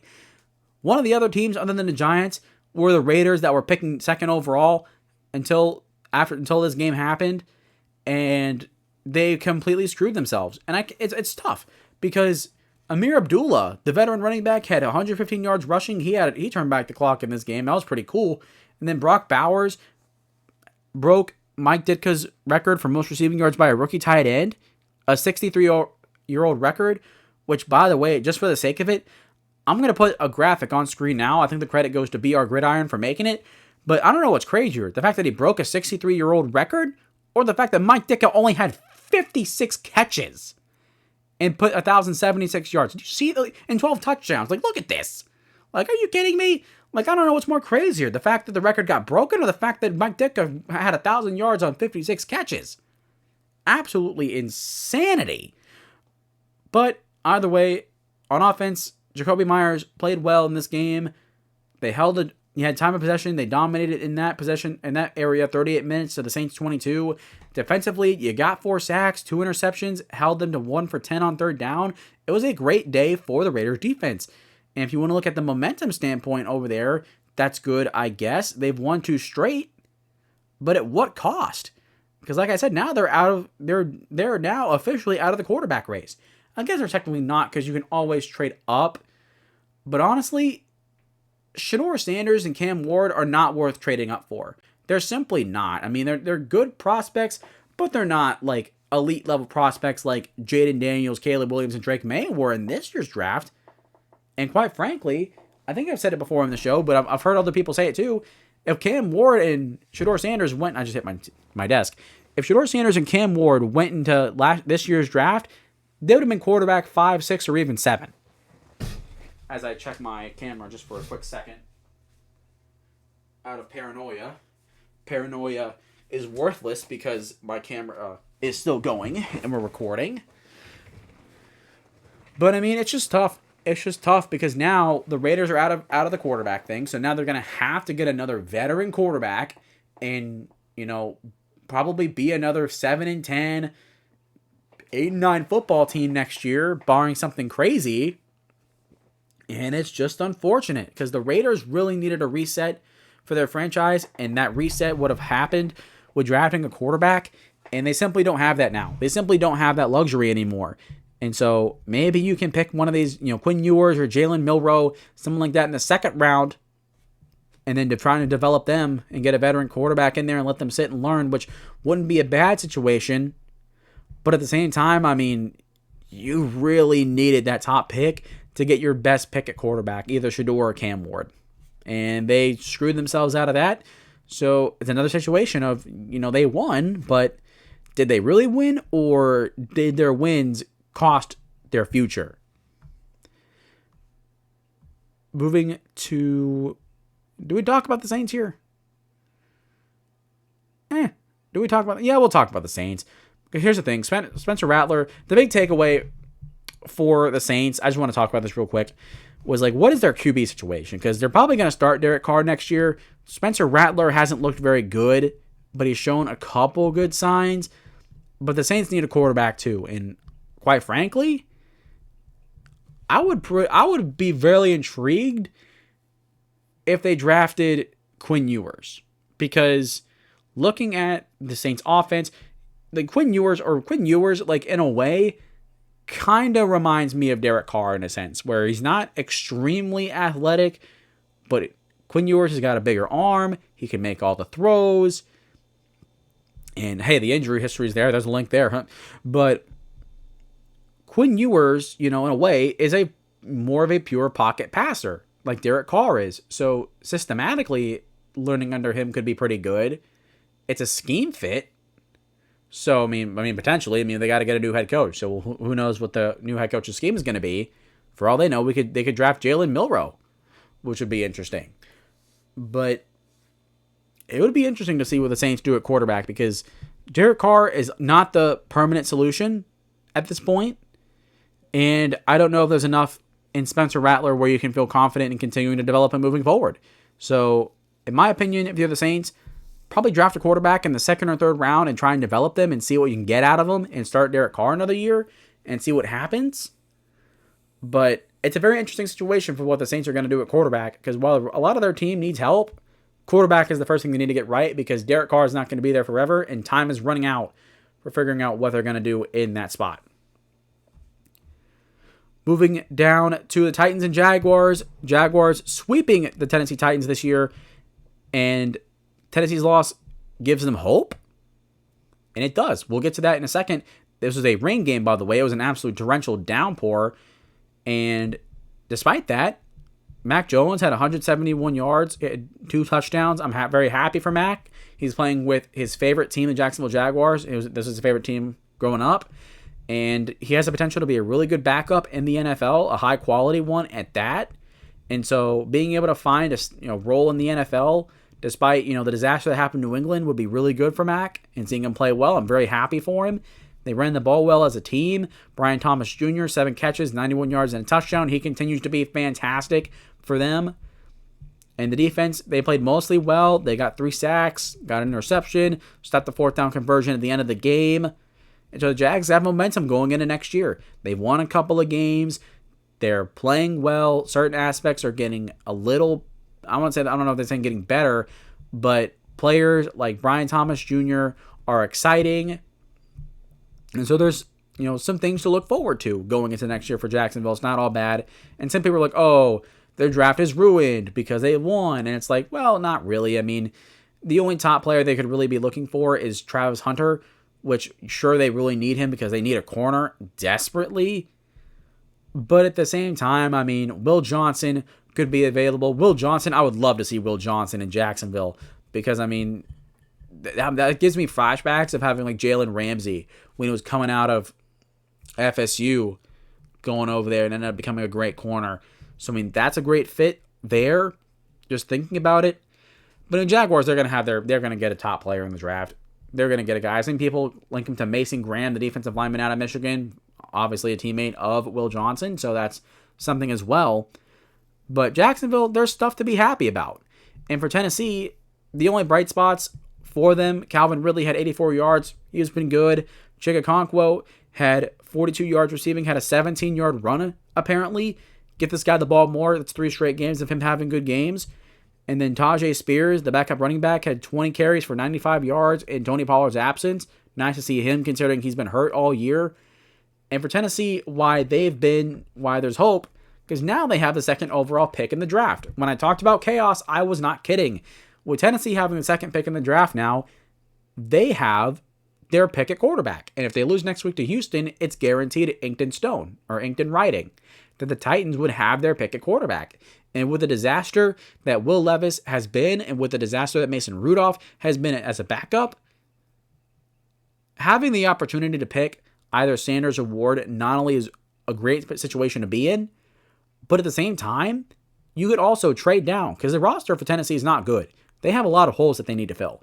So you could realistically trade down and get a boatload of picks and maybe try to do like what the Chicago Bears did with Caleb Williams, where they trade down with a team looking for a quarterback, and maybe that team that trades up is bad, and so they finish with a second first round. They get 2 first round picks in next year's draft, and the next one is really good. All the options right now for Tennessee are on the table. Now, of course, they have to lose next week to Houston, which if they beat Houston next week, then oh my goodness, that would be quite the fumble in my opinion. But if they lose and they get in, clinch the second overall pick, or shoot, if the Patriots win and they get the first overall pick, literally they have all the solutions possible that they could do. It's a perfect situation for them because they need a roster reset. They need a quarterback reset. And here's your position to do whatever you want to do, whatever you think you can do to get the position right. Moving on to the Dolphins beating the Browns 20-3. Dolphins getting a quite frankly shocking win without Tua Tagovailoa. No Tua, no problem. Tyler Huntley in his place went 22 for 26, 225 yards and a touchdown. Add on 52 yards and a touchdown rushing on the ground. Tyreek Hill had 100 yards receiving. He played well. Jonnu Smith got a touchdown. He continues to play well for them. The defense put another decent game together. And for Miami, this is a good win for them because they won without Tua, something they haven't done all year. Especially in the beginning of the year, they were god-awful. Everybody remembers that. So to see them win without him, it's good. This Dolphins team is definitely, while I've been dogging on them a lot, saying, oh, they're not a playoff team, you know what? The Miami Dolphins are a better football team right now than they were at the beginning of the year. They've improved a lot. So that counts for something. And it also helps that they won against DTR, who was 170 yards, 1 interception, and the only bright spot was that Jerry Jeudy had 94 yards on 12 catches. He continued to play well in the second half of the year, and I'm excited to see what he does next year. But DTR is just not a good NFL quarterback. I'm sorry. I don't ever want to root for a guy to fail or anything like that, but he's just simply not it. He has the worst touchdown to interception ratio of any quarterback in the NFL of all time now. And granted, he's only been in the NFL 2 years, so that doesn't really stand for much. But at the same time, that's just problematic. And now the Cleveland Browns are going to apparently start Deshaun Watson next year because they restructured his contract, and I just think you're in a boatload of trouble. Because look at what the Denver Broncos did. They cut Russell Wilson. They said, forget it. He isn't working out. We're just going to get rid of him, take our lump sums, and move on. And guess what they got? They got Bo Nix, and now Bo Nix is on the verge of bringing the Broncos to the playoffs. Well, they should already be in the playoffs. They lost 2 really close games where they fell flat against the Chargers, and now the Bengals in this week of football. They still have control of their own destiny. They just got to beat the backup Chiefs and make the playoffs, and boom, they're in, right? So for Cleveland, Deshaun Watson's not the answer at quarterback. This dude is garbage. He's hot garbage, and you're going to continue paying him all that money and starting him? Like at this point, the Browns got to do the same thing Denver did and just get rid of him and just cut your losses. You have the 3rd overall pick right now. You don't have your necessarily choice at quarterback. I assume Tennessee is going to take one, but you're right there and you're able to take one. So if you get rid of Deshaun, you get a rookie quarterback in here and let him sit, let him learn, right? And reset that position. I mean, that would be perfect for Cleveland. They need that. They need that because as bad they got rid of Baker Mayfield, you traded for Deshaun Watson, and he's literally been one of the worst trades in NFL history. Eventually, you're going to have to like swallow your pride and move on. Because the Browns can't keep going like this.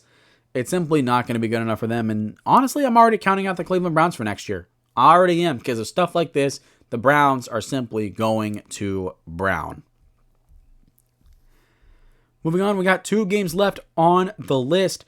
Now that I'm thinking about it, I've been really excited, really high energy in this episode, and it's only going to get better because the Falcons and Commanders. Oh, man. If I were you guys, if my voice has already been a little bit too loud at certain points, I apologize. For the Commanders and Falcons, just a little bit of a pre-warning. Make sure you turn your headphones down a little bit, just in case. Because, we're going to be getting a little bit intense on both spectrums for both teams. Well, first we got to talk about the Packers and the Vikings. The Vikings winning 27-25. The Vikings continuing their hot streak, which has earned them the right to play for the number 1 seed, which they're going to play their rival, the Detroit Lions, for. So that game is going to be for the NFC North, for the number 1 seed. It is going to be the final game of the year on Sunday Night Football. And as we've going to experience, the last game of the NFL season these past few years has been really, really good. So seeing this game be the final game of the year, oh, it's absolute cinema, dog. It's absolute cinema. I'm going to be excited for that. We'll talk about that in the next episode. And Green Bay, they just suffered a tough loss. But continuing on with the Vikings, Sam Darnold, 377 yards, 3 touchdowns, had the interception, but overall played fantastic. You can see him walk into the locker room after the game and everyone's showering him with the drinks and whatnot. And it's crazy. Like, Sam Darnold has just straight up revived his career in a way that I don't think anybody could have ever thought. He straight up is having a year where I wouldn't say he's in the MVP conversation, but this year he's played like a top 10 quarterback in the NFL objectively. He's played fantastic. And for the Vikings, they are a legitimate Super Bowl contender. They are. Straight up. They are. Because their quarterback's playing great. Their offense overall has been playing great. Their defense is one of the best in the NFL. I mean, this Vikings team has the perfect formula to go all the way. It will be a matter of can they actually do it, because when the Vikings get into the playoffs, they for some reason just the team just decides to stay on the team plan and not show up on the field. So that remains to be seen. But in this game specifically, Justin Jefferson had 92 yards. Jordan Addison had 69 yards, had a touchdown. Jalen Naylor broke out and had 81 yards and a touchdown in this game, so that's good for him. And this defense slowed down the running game and limited Jordan Love's options in the passing game.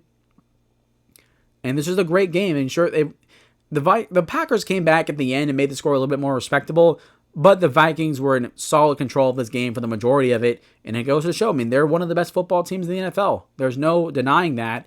And for the Packers, they're in the playoffs. Jordan Love, 185 yards, a touchdown, going 19 of 30.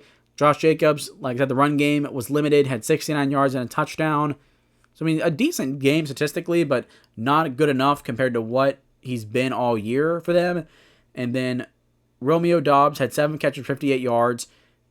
And then Dontavius Wicks had 443, and then no one else had more than 3 catches. That's simply not good enough. And when you limit the Packers' options, Jordan Love struggles. And with the defense, they got cooked by Sam Darnold in this offense.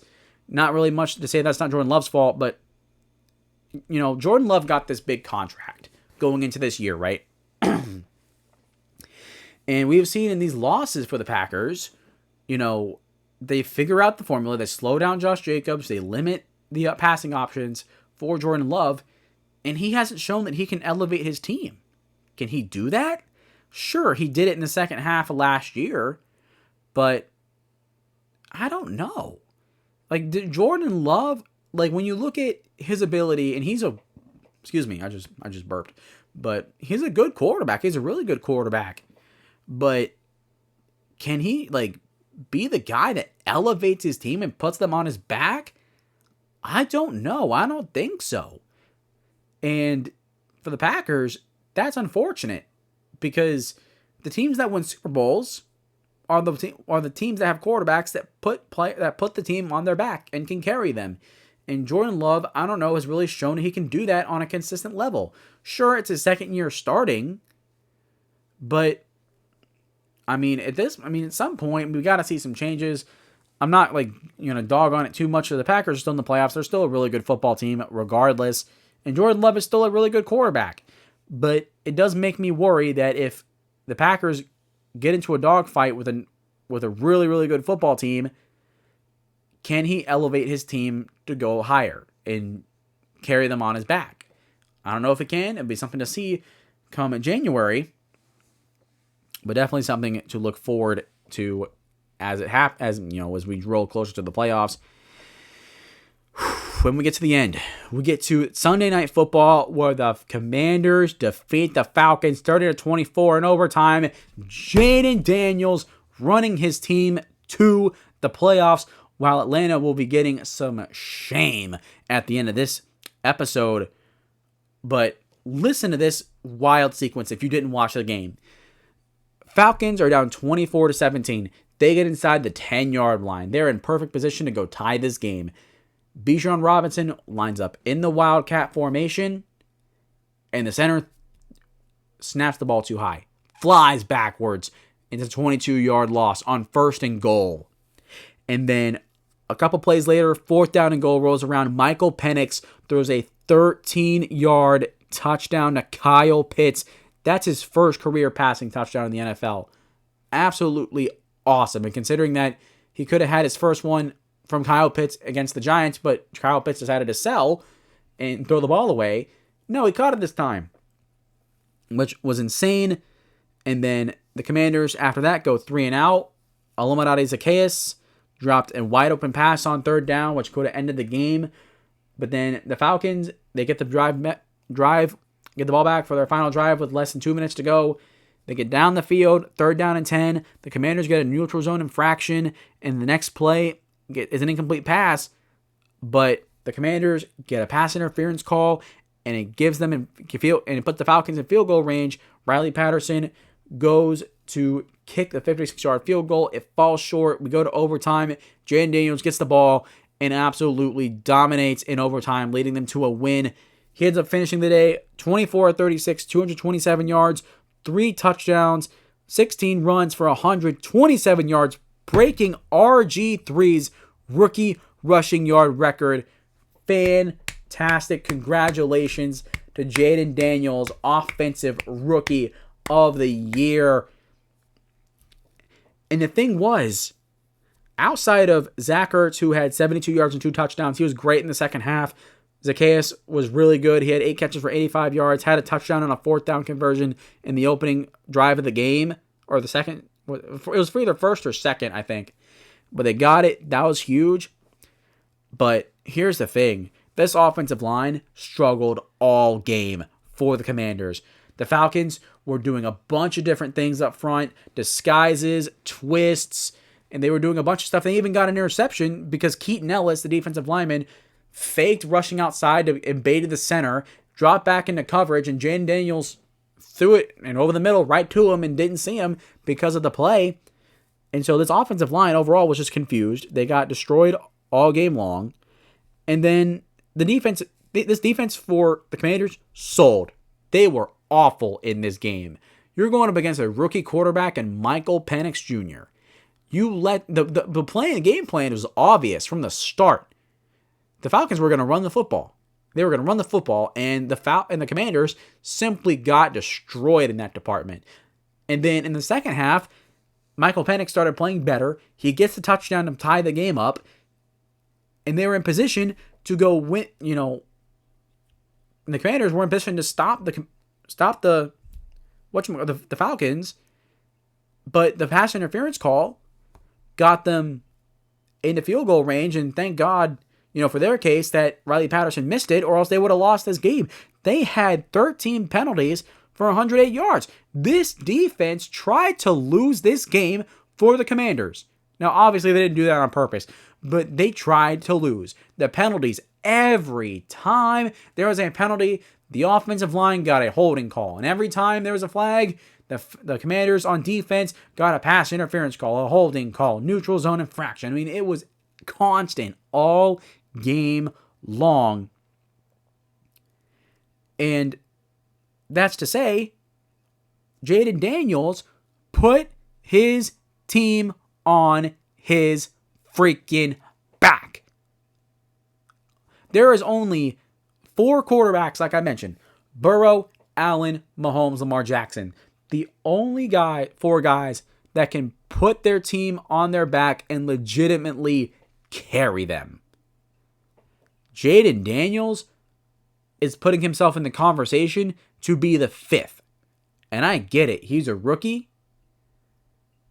And, a lot of people are going to say, oh, he's had a great rookie year. So did CJ Stroud. Guess what? He's doing stuff right now. Jaden Daniels is his rookie year is infinitely better than CJ Stroud's. Infinitely better. It's just because of this fact right here. It's because it's not the fact that, more rushing yards, better numbers. No. It's the fact that Jaden Daniels multiple times this year, when all else around him fails, he can put this team on his back and lead them to a win. The offensive line was getting destroyed all game long, and the Falcons got 5 sacks in this game. They were getting after Jaden Daniels all first half, and in the second half, they were still getting after him, but Jaden Daniels said, screw it, I'm going to run around and I'm going to do what I do best. And he ran, made play after play after play, and absolutely torched this defense on the ground. Absolutely wrecked them. Absolutely destroyed them. And Jaden Daniels, what is there about Jaden Daniels that there's not to like? He's a great human being. He has a great story. He's great on the field. I mean, what is there to not like about Jaden Daniels? I love this kid. I've been following him ever since he was playing at Arizona State. I love this guy then, and I love this guy now. There is literally nothing that tells me Jaden Daniels won't be an elite top-tier quarterback in this league for years to come. Now, I get it. He's a rookie. Things can happen. Obviously, he's having probably the greatest rookie year a quarterback's ever had, give or take. You get the arguments there for a couple others. But, I mean, where have we seen a rookie quarterback come in and do so well where he's literally carrying his football team at times? He is literally carrying his football team, and he is absolutely dominating while he's doing it. When have we seen a rookie quarterback do that and then make throws that are just high-level, veteran-level throws mentally? I mean, we are seeing Jaden Daniels performing at a level far beyond his years. Far beyond. And if his rookie year is any indicator of what his career is going to be, there is no telling what Jaden Daniels, where he could go. There is no telling right now. There is it is all euphoria and dopamine in Washington. This is the greatest feeling that the Commanders have ever felt since 2012 when RG3 won Rookie of the Year. It's literally the exact same year. I don't think Commanders fans have been so excited about their team since then. Commanders fans, let me know how you feel about this win in the comments down below. But it's just massive. It's absolutely massive. And then getting into the Atlanta Falcons. Now, before I cast my shame on this team, Michael Penix had a horrible first half, but in the second half, he played a lot better. He had 223 yards, had a touchdown. The interception looked like it was a miscommunication. The receiver ran a curl route, and Michael Penix threw it as if he was going to run a corner route. So I don't know who exactly was at fault there. You'd have to I'd have to listen to the press conference and see what the coaches are saying. But other than that, Bijan Robinson had a good game, 17 carries, 90 yards. Drake London had 100 yards receiving. Kyle Pitts had a good game, I guess.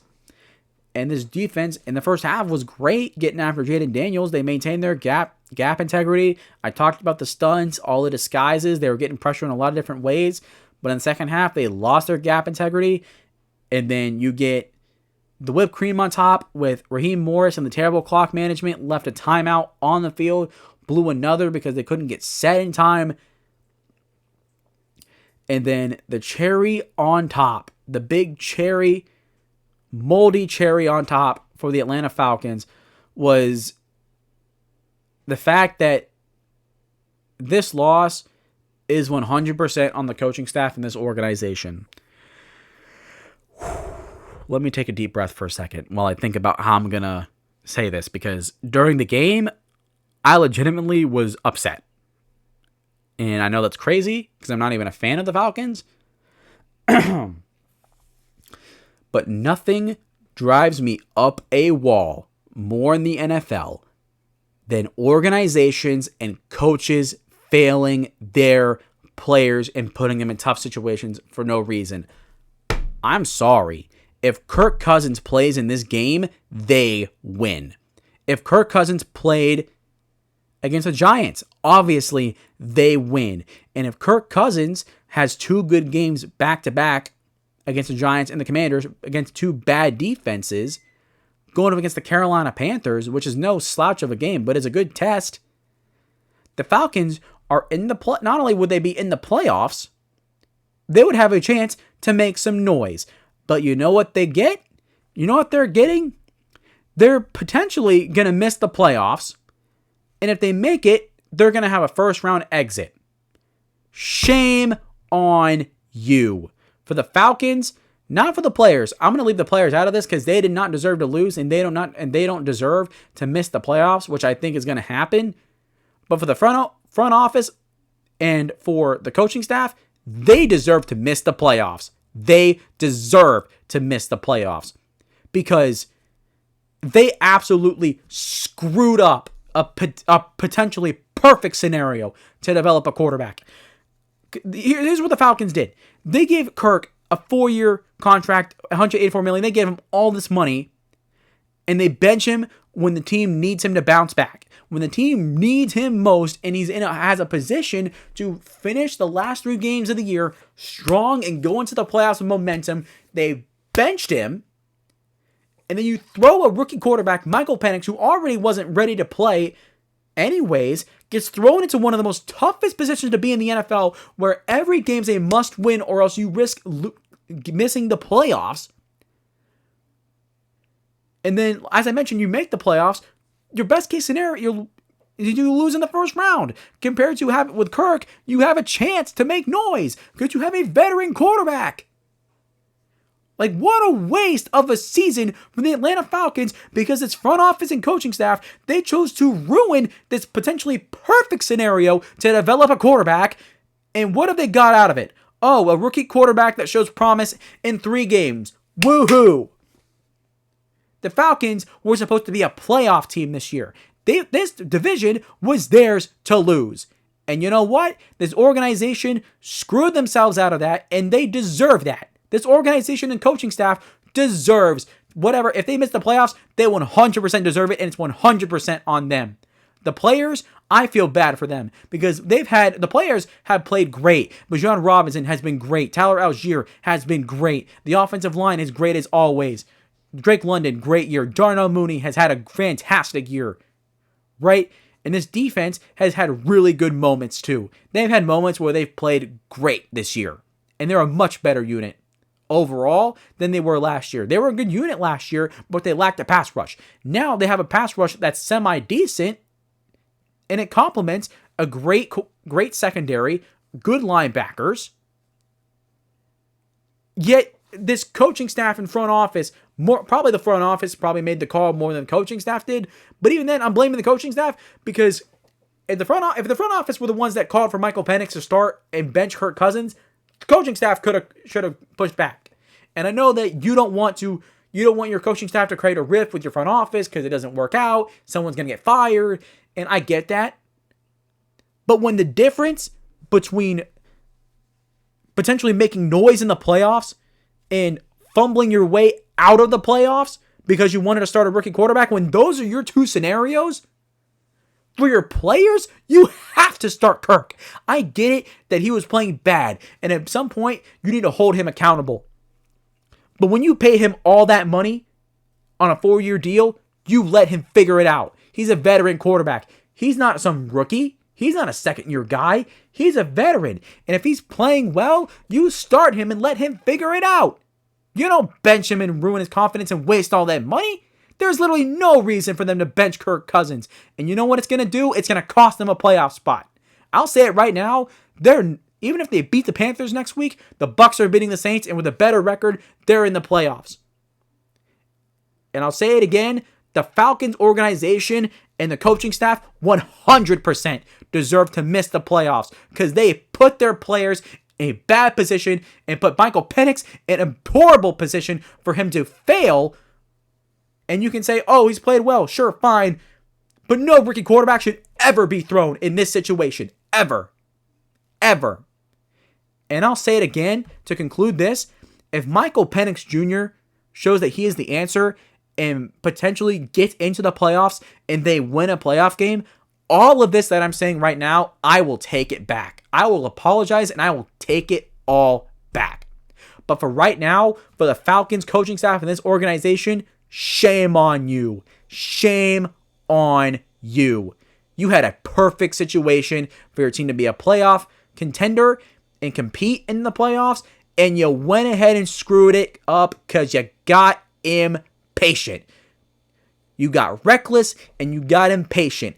So now you're forced to play Penix next year when he could have another year of development so he could adjust to the NFL better.